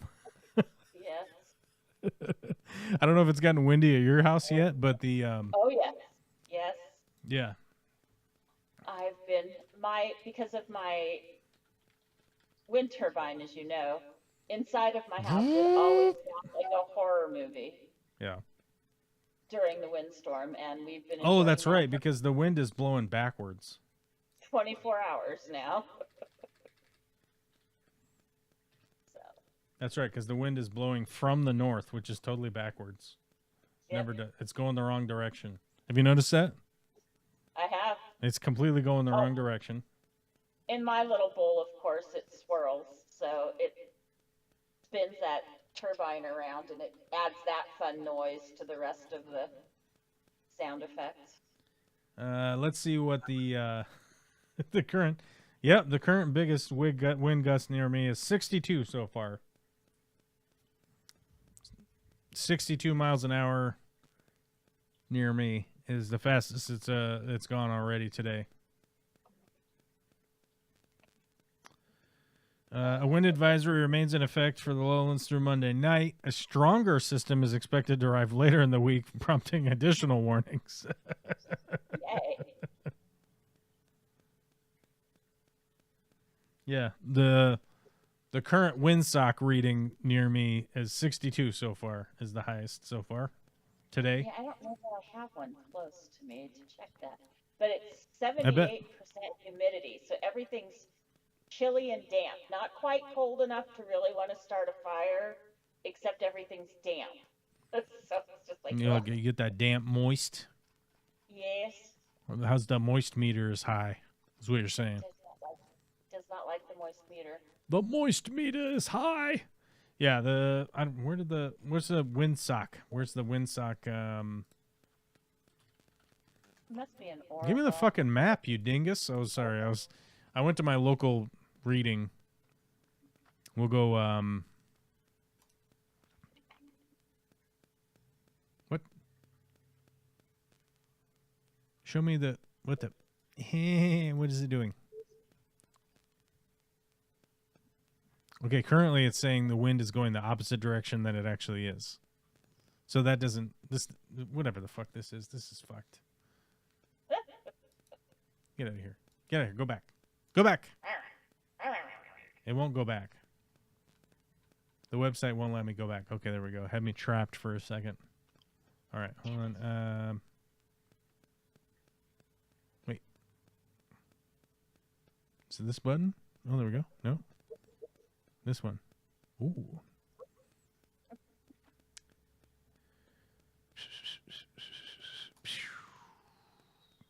Ah, here we go. We had to go to the NOAA one. Okay, there we go. Makes sense. I don't know where your windsock is. You got to find your own windsock. I know. I don't. Yeah, it's not. How do we want Nighthawk? Isn't that right? Nighthawk is a good one. It's closer to me, and it's a slightly higher elevation than Oh my God! You fucking piece of shit computer! You ass. Oroville. So. You want Nighthawk? Wah. Is that my landscaper calling? No. Yes, your landscaper's calling me. My drugged out friend. Oh no, you don't get one. You get Oroville. 3-day history. Where's that might show us peak wind speed. Your relative humidity is high. Your temperature is quite high. It's way higher than normal. Your current temperature is 53? What are you doing?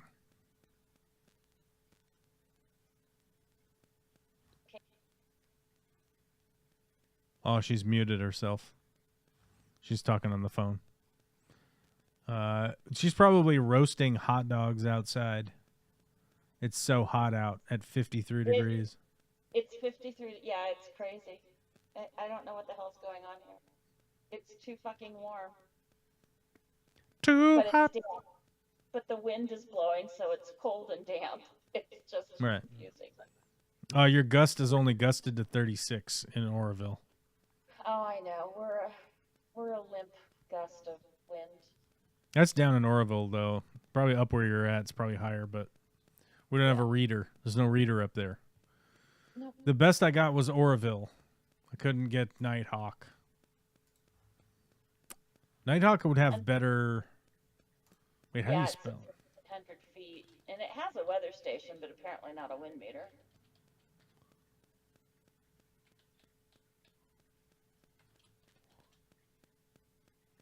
Nighthawk Wah. There it is. Whoa. It just gives us Oroville. Elevation... What's Orville's 900 something, Nighthawk's 15 something. Oh. I guess they call it OVLW1 because this one's at 1,500 feet. There you go. Sorry, 1,450 to be clear, but yeah, 1,500 feet. So the Nighthawk one is called Oroville OVLW1.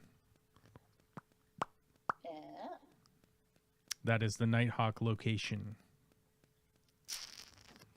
And this is your Gusty McGusterson was only 36. Probably feels more gusty up there because you ain't got any fucking trees around you. Ours was 62 today, and it made me go, "What the fuck was that?" Yeah. But like I said, the wind is blowing the wrong direction today. It normally blows that way. It's blowing that way today. It's going the wrong way. It almost exclusively blows that way, though. But it's going... It made a turn, and it's going that way. It makes me wonder if my neighbor's tree is going to fall in their house. It's a fucked up tree. Absolutely fucked up tree. It's like 200 feet tall. Like the ones that you took down only the other side of the fence? No, across... It's far away. If it fell over, it wouldn't even touch... If it fell straight at me, it wouldn't touch me. Well, I was just thinking of the ones that you took down because you were afraid they were wind sails. It's like it. Yeah, it's a Doug fir that's fucked up. It's a fucked up Doug fir. So it's strong as shit. It's not going to snap in half, but it will uproot itself. But it's like its mother branches, you know what I'm talking about? Mm-hmm.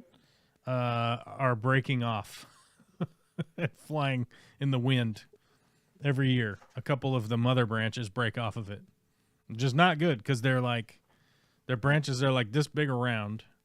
It probably like 8 inches connect to the tree, and they stick out like, I don't know, at least 25 feet.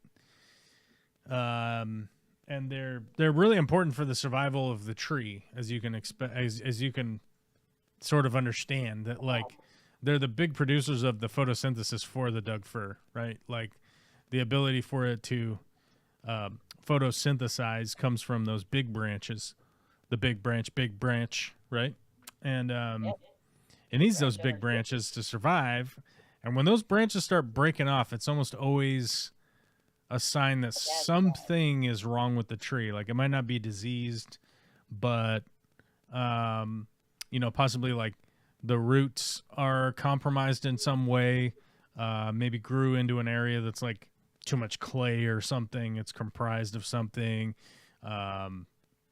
It's just a bad sign. Like, you don't trust that tree. Don't trust that tree no more, Right. Because it will tip over.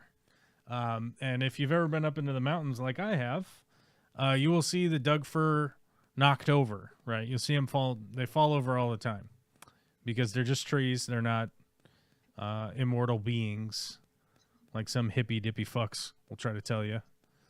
Right. And when you realize proportionally their root ball compared to the girth and length of these trees, you're like, that's not much of a root ball there, guy. What happened? And they're like, well, that's all the base that I got. That's it.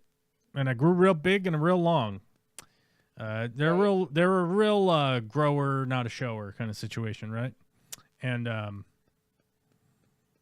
ooh, buddy, if that falls on your house, you just you got all sorts of problems. But my neighbors did not take my advice. I was like, look, you guys really should get that tree taken down, or at least turn it into a light pole. Like, I have a neighbor way down the way, but I drive by it all the time, so it's noticeable. But they cut the tree down high up. They cut it all the way down, cut all the limbs off, and then left it like probably 25, 30 feet tall, and then put a big road light on it. So it's like nature's natural pole in the ground for their light. They got like a big ass parking light up there, You know what I'm talking about? Okay. Yeah. You know what I'm talking about? Like the big ones that like point down and they go like, and they like warm up. I like when they're warming up, and then they go, and then Odd noises. yeah, what make I'm a hearing. yeah, you know those old high pressure sodiums that fucking they warm up, Yeah. and they're like, and they get going. You know what I mean? And they make that noise. They go, Whenever whether you want them to or not. Yes. Or they have to. amber. Well, they have to warm up. Yeah. They used to be amber. You can actually buy them in different color temperatures now, which is really cool. Oh. Yeah. Well, that's nice because Yeah. the amber ones were annoying. I'll get out. I personally like the amber light. I enjoyed it more just because it reminds me of my childhood. You know, Okay, that's fair. you're outside, and you're like 16 years old. You know, and you're creeping around at night because there may or may not be a young lady of the night who you gonna go creep in her window. You know what I'm talking about? Creep in my window. Isn't that a Melissa Etheridge song? Come to my window. Yeah, that song. Creep in my Yeah. window. Throw some rocks at some windows. Do some That's weird right. stuff. I think the British have a name for it. What's the British have a name for that? I don't know.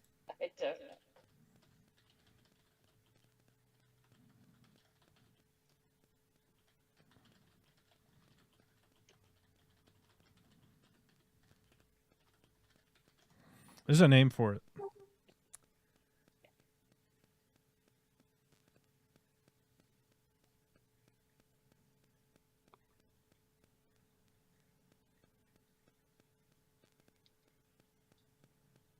Dang it, I can't find it.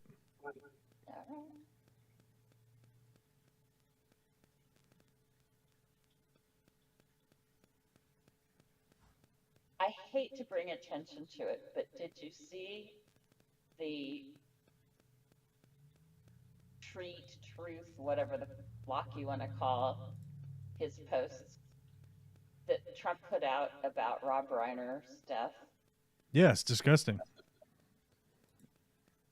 Ugh. Do you want me to read it to you?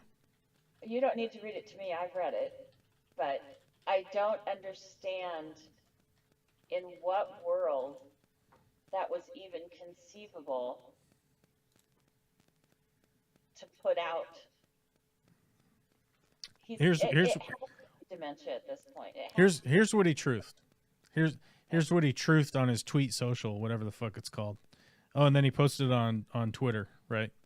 Yeah, because he posts on his own social media place and then he retweets it to Twitter. He said, a very sad thing. Oh, hold on. Just in case any of you fucksticks think I'm reading it incorrectly. Here.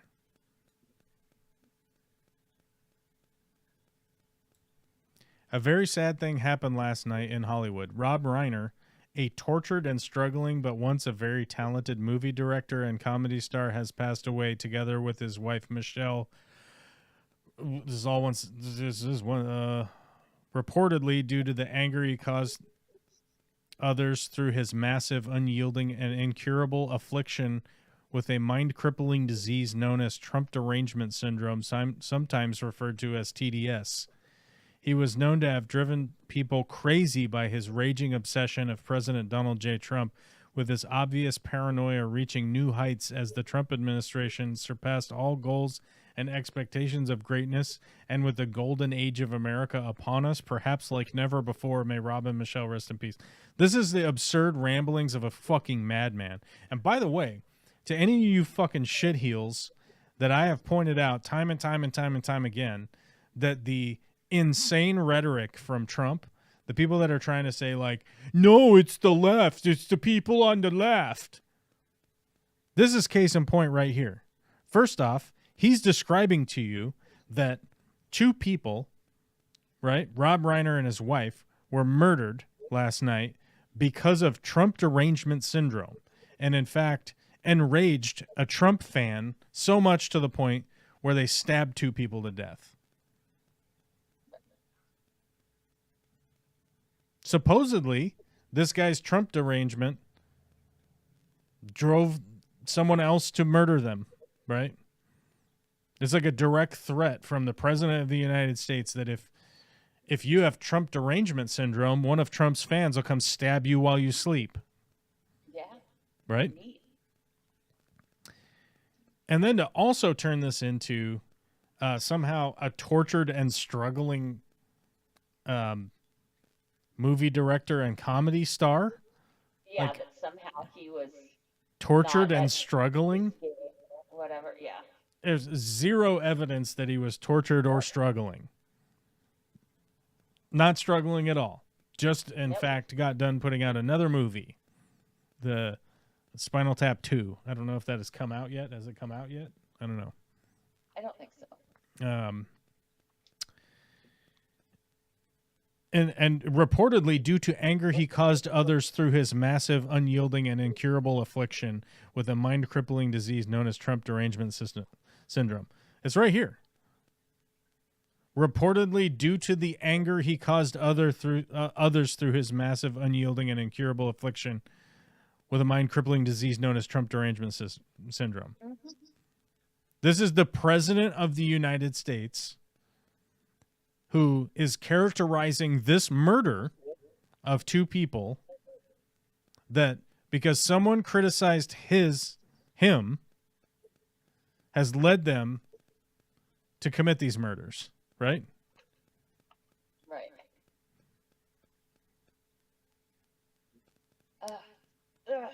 And then immediately turn this into other lying, more lying about how the United States is in the golden age of America. Yeah. Yeah. It's just factually disgusting. You know? Yeah. You remember when Obama wore a tan suit? Oh, and the world ended? Yes, I do remember that. They spent 4 weeks covering that. Supposedly, Obama was just so, like, controversial. Right? Well, you know, those tan suits, that's Yeah. just crazy talk. Which, by the way, before I forget, one of the things that I would like to remind anybody, I'm no fan of Obama, but one of the biggest things that they always point to, these MAGA freaks, these absolute fucking brain-rotted maniacs, always like to point out that Obama did the most drone strikes. Okay. First, Donald Trump did more drone strikes than Obama did by a factor of 2, which means double. Donald Trump also eliminated the need to report the drone strikes to the public. You remember that? So now that they can just do it in secret. Yeah, they can just do it without, no big deal.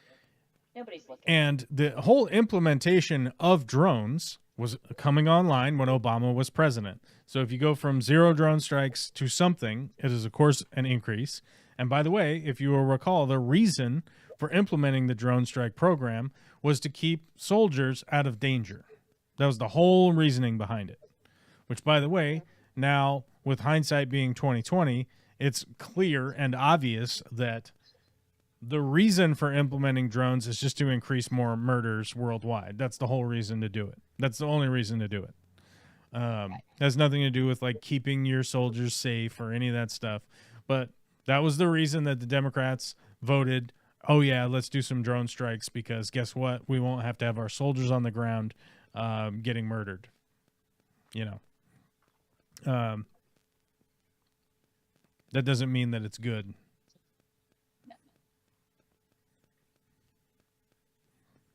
The early reporting so far, now I have no idea the real insight into the murders of what happened here, but the early reporting is that they were stabbed in their sleep, that a murder weapon was recovered, and the son of Robin Michelle Reiner has been arrested and booked on what I read was murder charges. Then I also read somewhere else that he was booked on unspecific charges with a $4 million bail. Okay. We will eventually find out what happens. There's zero evidence as to anything that the president was fucking tweeting about. It was also reported that Rob and Michelle Reiner were working on a documentary about the relationship between Donald Trump and Russia. So if you want to get your conspiracy theory hat on, I bet you could probably come up with some fucking theories around that if you want. But it is a huge waste of time to sit here and pontificate about like what happened, because we don't have any information.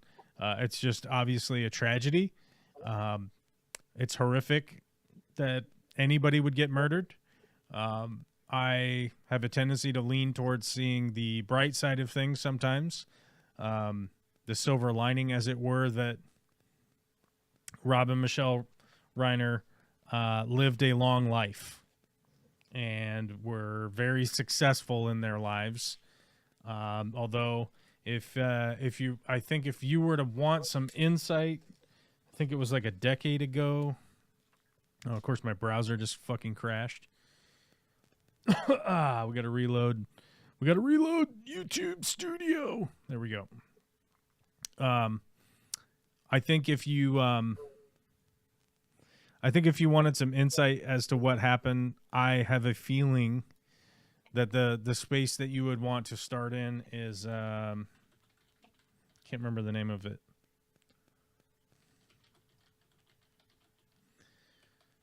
There is a movie, and I don't know if it is.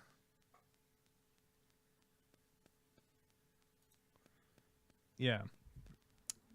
It's a semi-autobiographical film called Being Charlie, which is semi-autobiographical about Rob Reiner's son. Rob Reiner and his son made this film together. In some interviews that I've seen, Rob directed it, and Nick, his son, co-wrote the script, turning their painful family experiences into a dramatic film.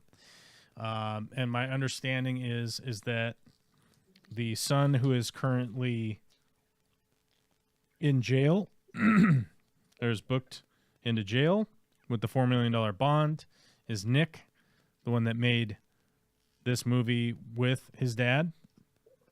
And the content of this movie is about the fact that Nick Reiner struggled with drug addiction to the point where he was homeless and had a bunch of crazy stuff. I've never seen Being Charlie. I pretty rarely want to watch drug movies these days. But if I do, I normally watch them like with like Vicky or something. But Right. the movie definitely had a vibe of like, just it's going to be intense, and I'm like, yeah, I don't know. I'm Yeah, all I right. see that. Good. I get that. I mean, I don't need to relive my lows through film necessarily, or someone else's lows in that way. You know, like just Yeah. I don't know. Maybe it's worth a watch. It didn't get like really high reviews. I mean, it's like a 6 out of 10. Yeah. So not terrible, but so it might be worth watching. Who's in it? Carrie Ells. Ellis, yeah. Elwes. I don't know how you fucking say his name. How do you say his name? Elwes. Elways. Like It's as you wish. It's the Princess Bride. Yes, yes. What was his name in that? It was Dread Pirate Roberts, Yes. and then he was Wesley. That's right. Wesley was. Yeah, his name is Wesley, the Dread Pirate Roberts. There you go. Now you know who I'm talking about.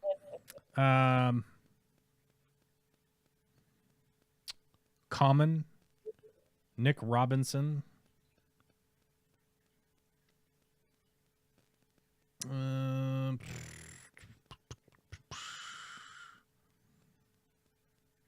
lot of random actors and actresses and stuff. I don't know. Let's see. Let's see a review here.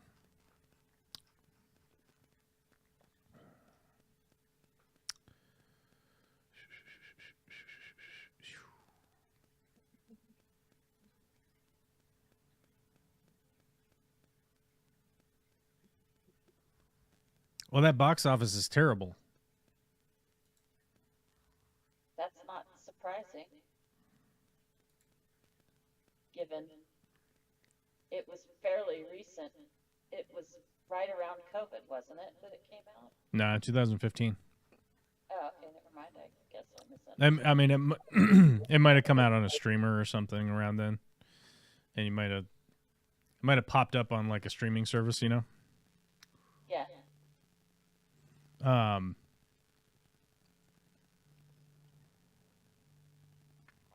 Had $11,000 opening weekend, U.S. and Canada. Wow. Was that a limited release? Well, it had to be. I mean, that's obviously not a full release type movie. You know what I mean? I don't even know if I mean, it's hard to say. Did it even get released anywhere? Details: Castle Rock Entertainment.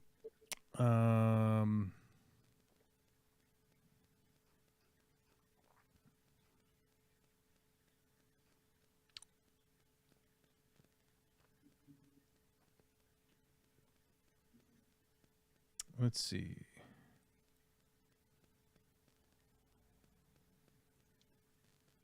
Hey, there's a goof in the video here. Travis, the counselor, tells Charlie he spent 2 years in county jail. By law, the maximum you can spend in county jail is 364 days. Any sentence beyond that gets you sent to prison. Yeah, I learned that when I was in court. I learned that when I was in court from my lawyer, by the way. I just saw a fucking fruit fly in here. That was weird. Whoa! Careful. You What? don't want to get New World screwworm disease. Make sure it's a fruit fly. It was a fruit fly. I don't know how a fruit fly got in here, but it did. Or even this time of year. Makes no sense. But, well. And the only food I have in here is the coffee I just brought in. So, I don't know.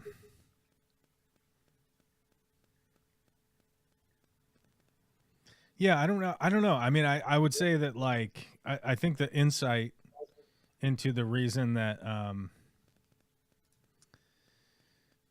if anything has anything to do with anything, it sounds more like a family A family issue than a drug issue. I mean, with the murder, I'm saying that, like, with the murder here, right? Yeah, Is a that, like, political issue is what I meant to say. yeah, there you go. Like, I don't think this has anything to do with, like, a robbery or any, politics. Like, somehow somebody was like, they decided to stab Rob Reiner because Trump is president. Like, get the fuck out of here. Like, like, oh, he's anti-Trump, so I guess we better commit murders in the night. Like, yeah, you got to get out of here. You got to get out of here with that bullshit. You got to get out of here with that bullshit, especially if you're the president of the United States. Well, and that's what was weird for me about it, is that, like, He has to make everything about himself. It's fucking insane. or snakes. That was yesterday's weird thing. What? He had a speech where he literally went off for almost, 20 minutes about the Obama daughters in the Amazon being attacked by a venomous python or a venomous snake.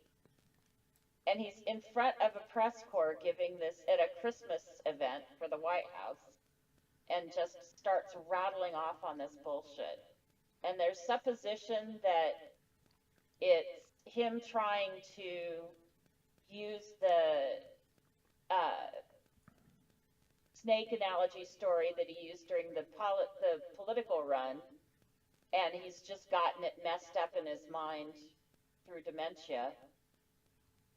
but in an almost hour-long rambling at this Christmas event, a good 20 minutes of it was that.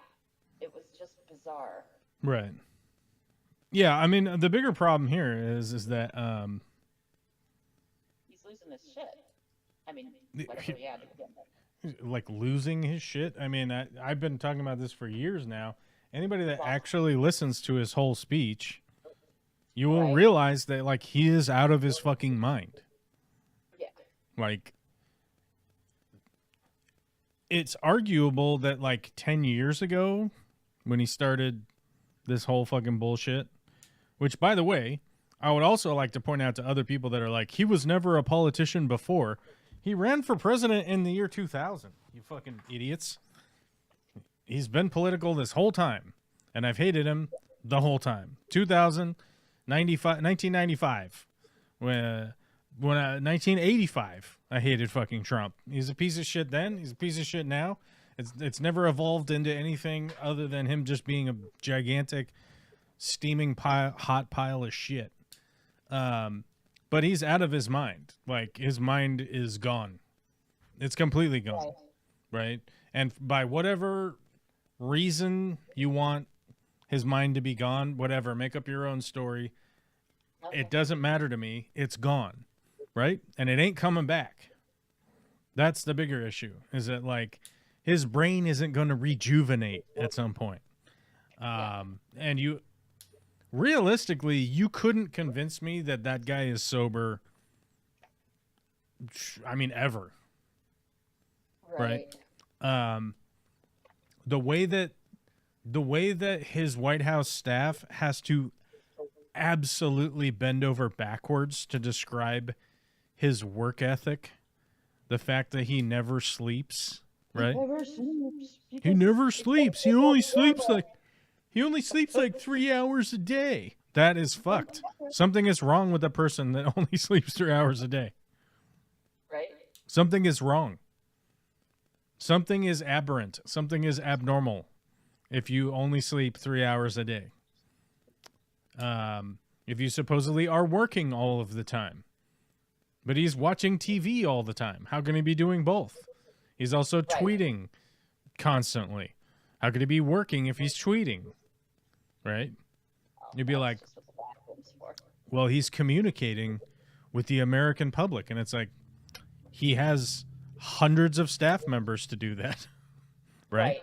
If he wants to communicate with the American people, stand in front of a camera and use your mouth hole. Right? For God's sake, do it sanely. You could launch a 24-hour live stream. Fucking Twitch people do it all the time. Right?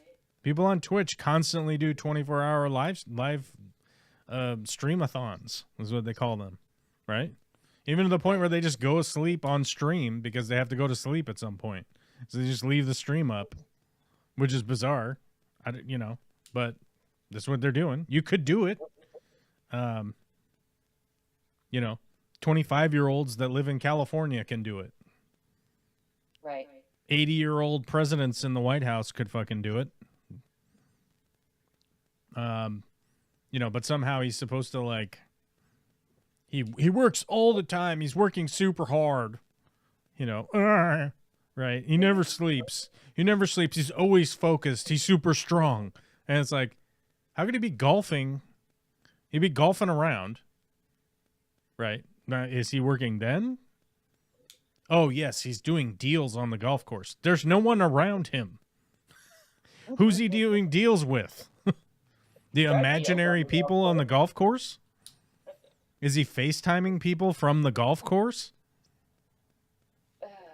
Well, that's possible.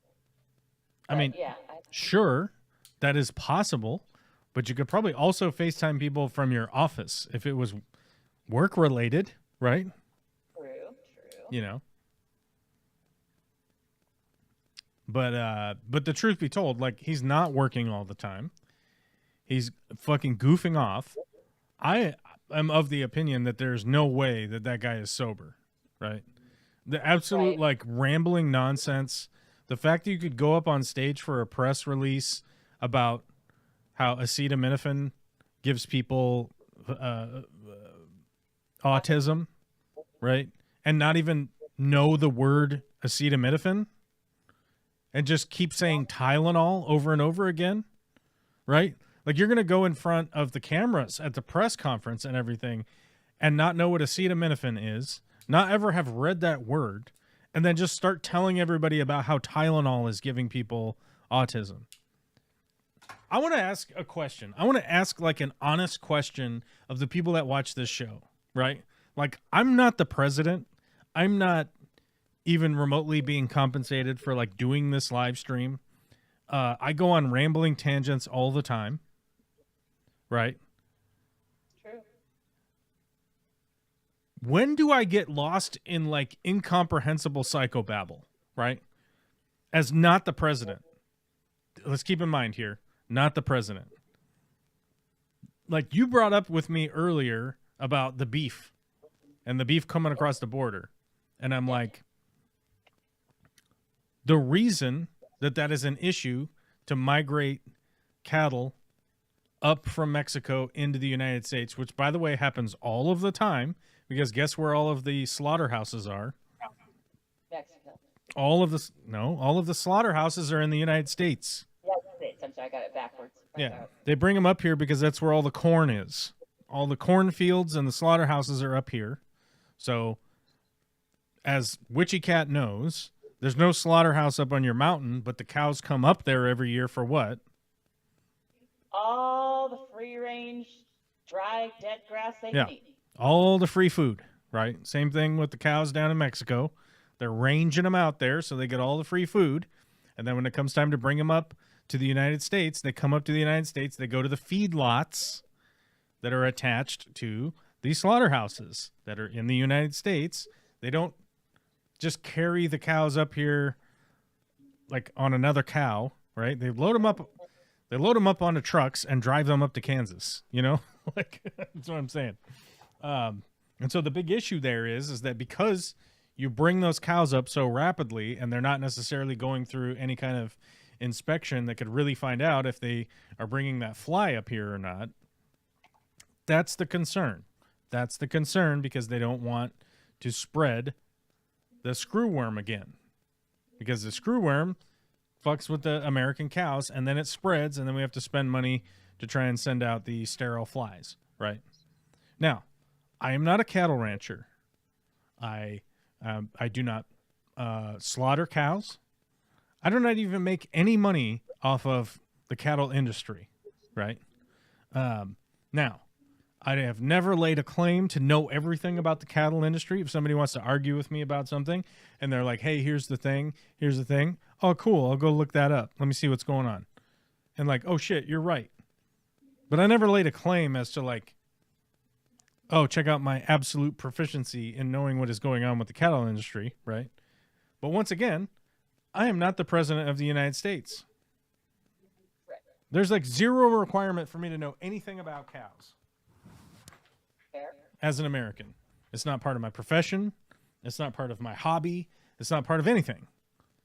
But I could tell you the big concern with the cows coming from Mexico into the United States, the big concern is the screw fly. That is the big concern on all of the fucking ranchers' minds, right?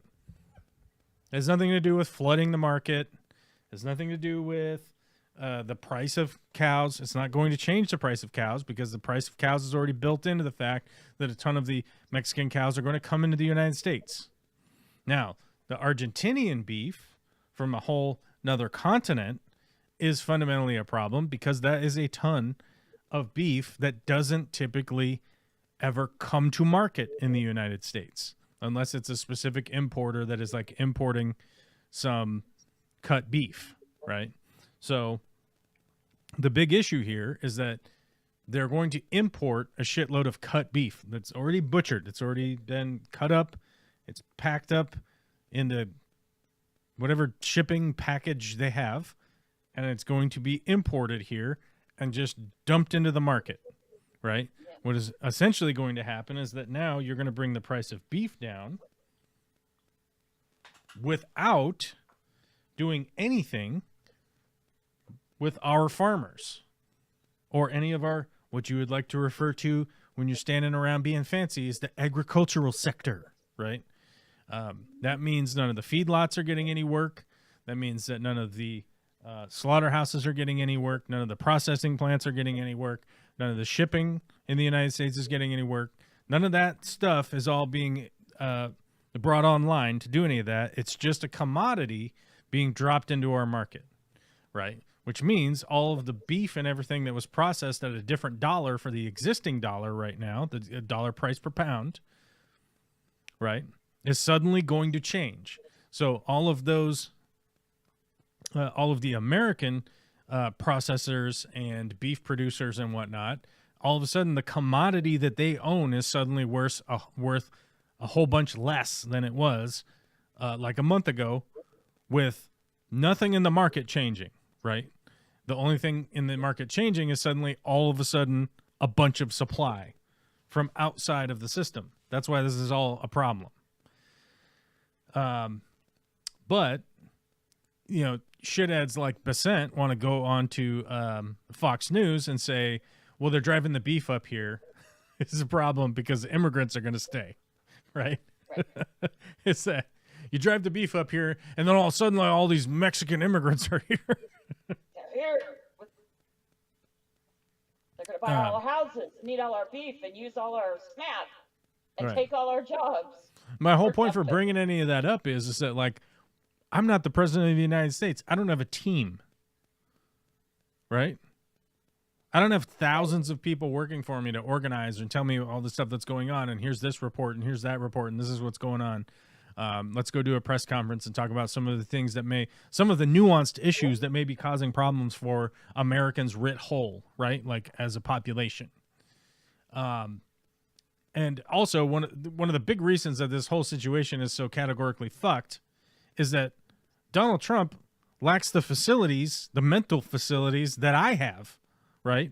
That I'm like, the guy who's president is not even on par intellectually with me. With myself. And that's not even me like putting a feather in my cap and saying like, oh my God, look how fucking smart I am. But I would say this, that Barack Obama would get on stage and talk about shit, or be in a press conference and talk about shit, or be in one of those cabinet meetings and whatnot, and you'd hear him talking about what's going on, and you're like, this guy seems to have a grasp of the situation. I may disagree with the direction of whatever he's going to do or not do, but I'm like, at least he's with it. You're like, oh, this guy's coherent. Donald Trump is not coherent, lacks all foundation as far as like even to make a decision, right? And so you can't think that like anything that this guy is doing is credible from the standpoint of like, does he have more than 3 brain cells rattling around in his empty brain? Like, so I'm like, the confidence is gone, right?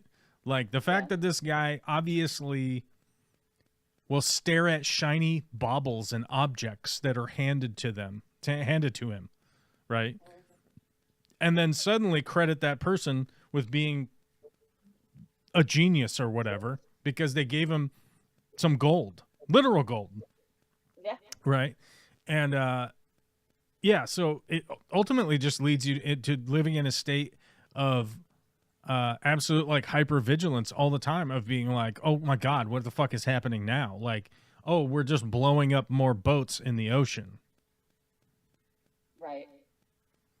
Right. We're bottoming out our economy as we talk about how great it's doing. Right. And our economy is fucking spiraling, headed towards the toilet, which, by the way, I've mentioned the Witchy Gap multiple times. I wholeheartedly believe this is their plan. It's the new removing us from the gold standard, right? They're doing it again, right? Like the United States is going to eliminate us from being on the gold standard, right? We're back at 1971 with Nixon being like, well, we don't have the gold standard anymore. It's all good. You know, we're the petrodollar right now, and they're going to fucking decouple the money when this whole thing collapses. They're going to suddenly decouple the money, and they're going to have Trump dollars or something is going to be the thing. Yeah, right? whatever the stable coin of the day is. Yep. Whatever random stable coin is. I mean, that's where we're headed right now. I mean, there's no fucking chance in the world that you're going to repay $38 trillion in debt. Right? Yeah. With a stable If coin. you're somebody who lacks the facilities, who in the past bankrupted companies 6 times over, right? Right. Let alone now. What? You think it's like creative thinker who's working really hard to balance the budget?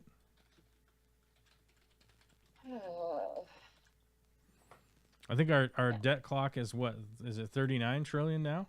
Where's it at? I don't know. Pretty high.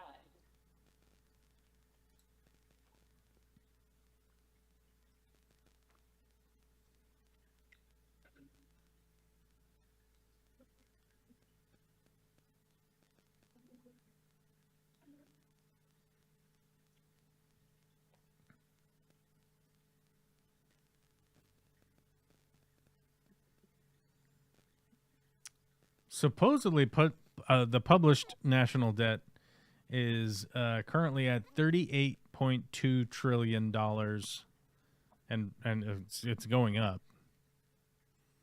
Oh. It's going up by 10, 11, 12, 13, 14, 15. Yeah, so I think it's going up by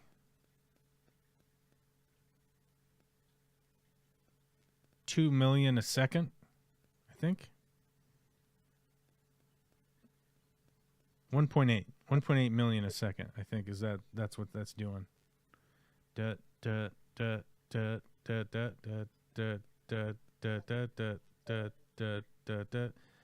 that's what it's doing.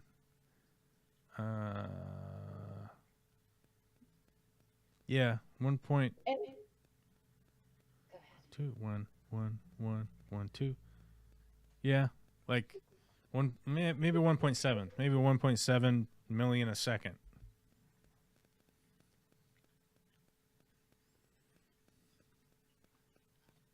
Just fucking insane.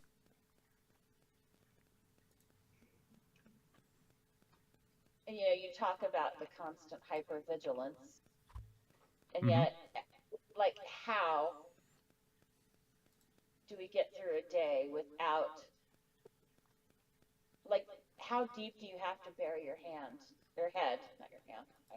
I don't want to know where you're burying your hand. Your head to not be aware of all this stuff as it just pours in on you from all sides. You talk about crying yesterday for Australia. I mean, I cried for the fact that, like, at the very least, like 15 people were fucking snuffed out just on the beach. Exactly. I mean, I'm not by any stage judging or castigating. My point is that there's no escape. It's always something like that every single fucking minute of every single day. And I can't not lay it at this administration's feet, because it's like ripples in a pond at this stage, or tidal waves, tsunamis at this point. But yeah. Well, I can't lay necessarily a shooting in Australia at the feet of this administration. Okay. But it certainly is possible that you could lead, or once we find out some information. I don't have any information on the shooters in Australia. Okay, so that's why I would say that first and foremost.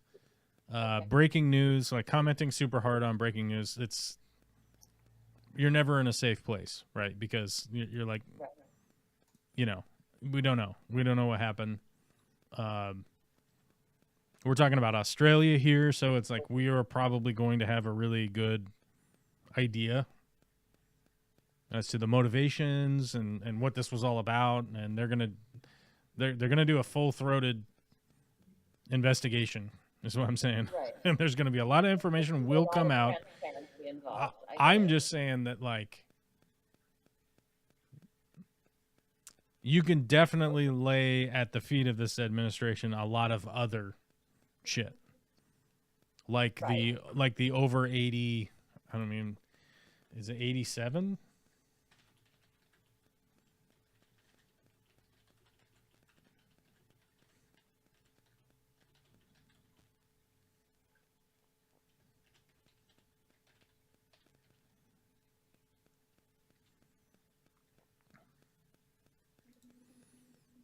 I mean, what's the total? I know that the death count was over 80, right? Or which? Oh, the Caribbean? Yeah. Yeah, it's, I believe 80. I want to say 82, but it might have been 87. So far killed 87 as 11 hours ago. Okay, yeah, slightly on the clock, I guess. From the international law obligation, just security, they're saying 87. Okay. So, yeah, I mean, you could lay directly the 87 lives of the people on the boats that they're bombing, right? They're direct. They admitted that that's what they're doing. They released a video of what they're doing.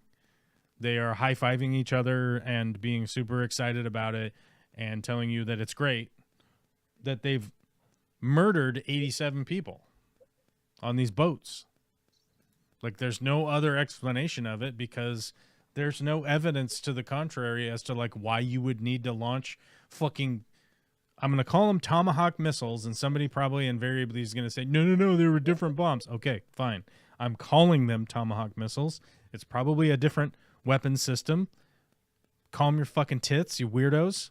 But any reason to drop Tomahawk missiles on these motherfuckers and blow them out of the water, there's no reason for it. Right.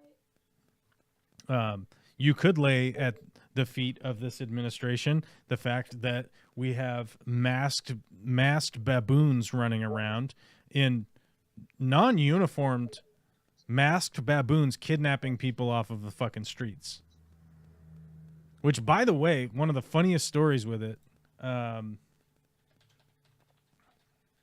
on, I gotta find it so I don't. Minnesota.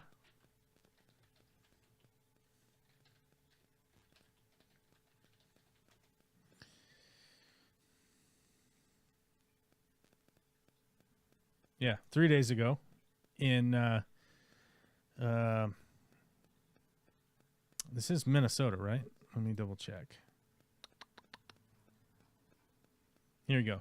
A man and a woman are facing charges of assaulting a federal officer after Homeland Security Investigations agents tried to arrest the man Wednesday for overstaying his student visa.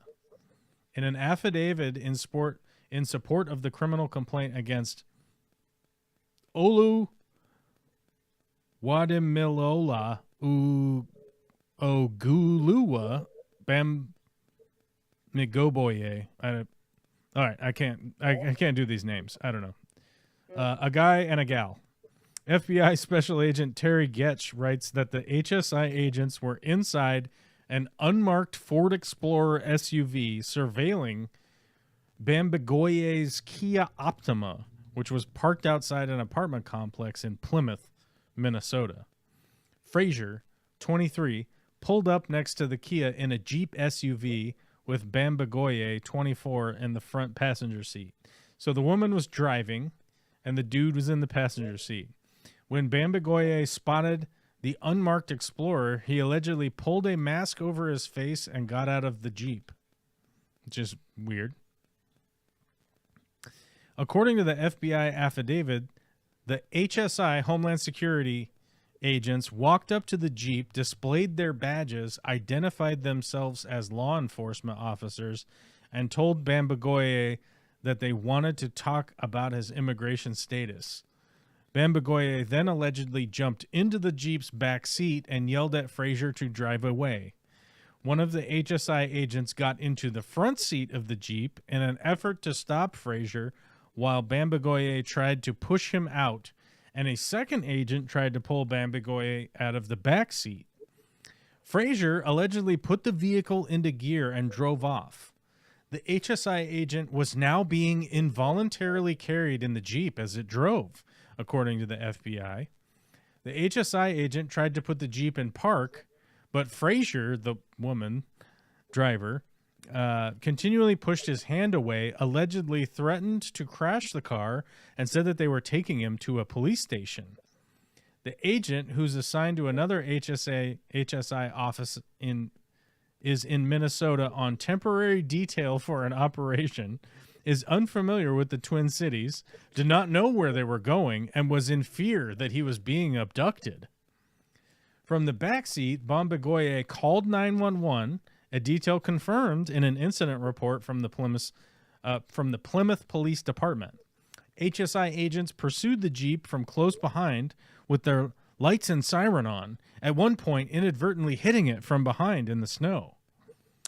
Even after the agent inside Fraser's Jeep drew his gun and ordered her to pull over, she allegedly continued driving and stopped only after reaching the New Hope Police Department. According to the affidavit, Bombagoye jumped out and ran into a Hy-Vee grocery store across the street while Fraser remained in her vehicle and was arrested only after other police officers arrived.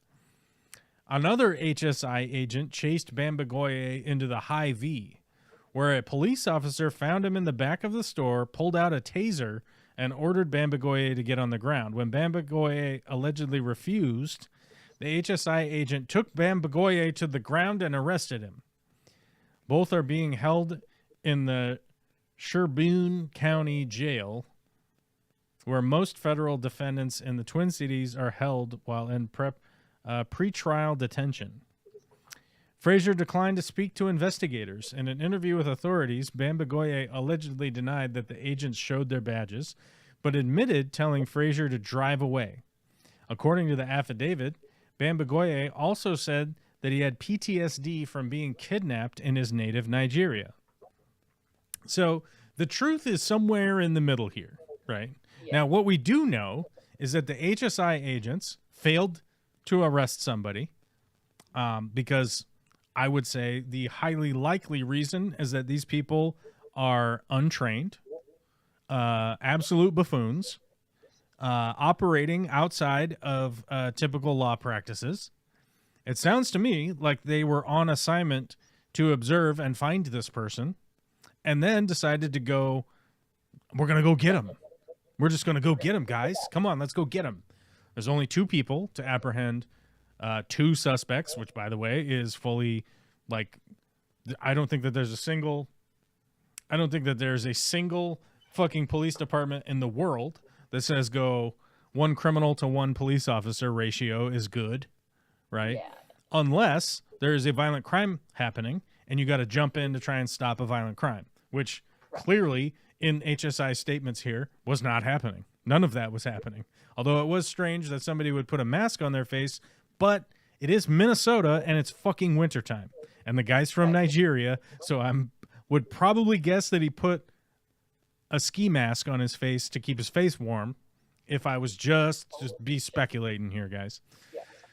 Now, we do know that the HSI agent was, in fact, abducted because the Jeep just drove off. And for some reason, the HSI agent put themselves in the situation where they would just be sitting in the passenger seat.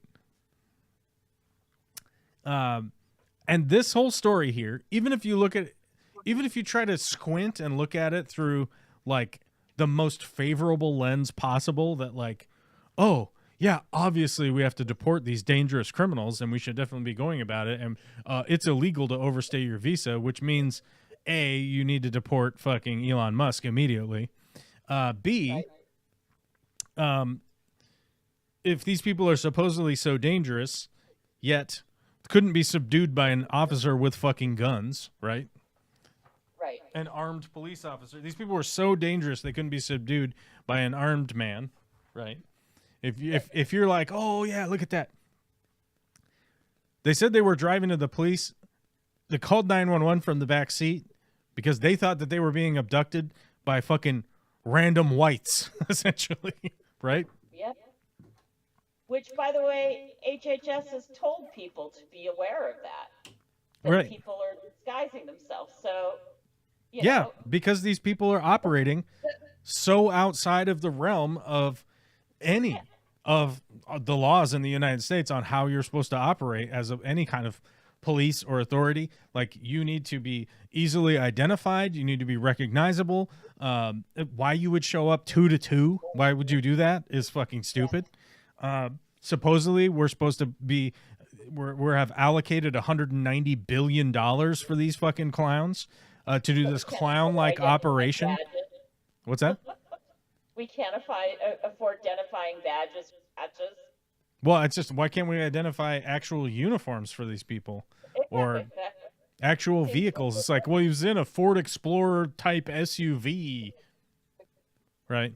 For them to be operating in this way, like, yeah, of course you're creating a hyper-vigilant fucking population. You have people dressed up like fucking, like the modern day equivalent of Civil War reenactors, right? It's like they're cosplaying fucking militiamen of the modern day, right?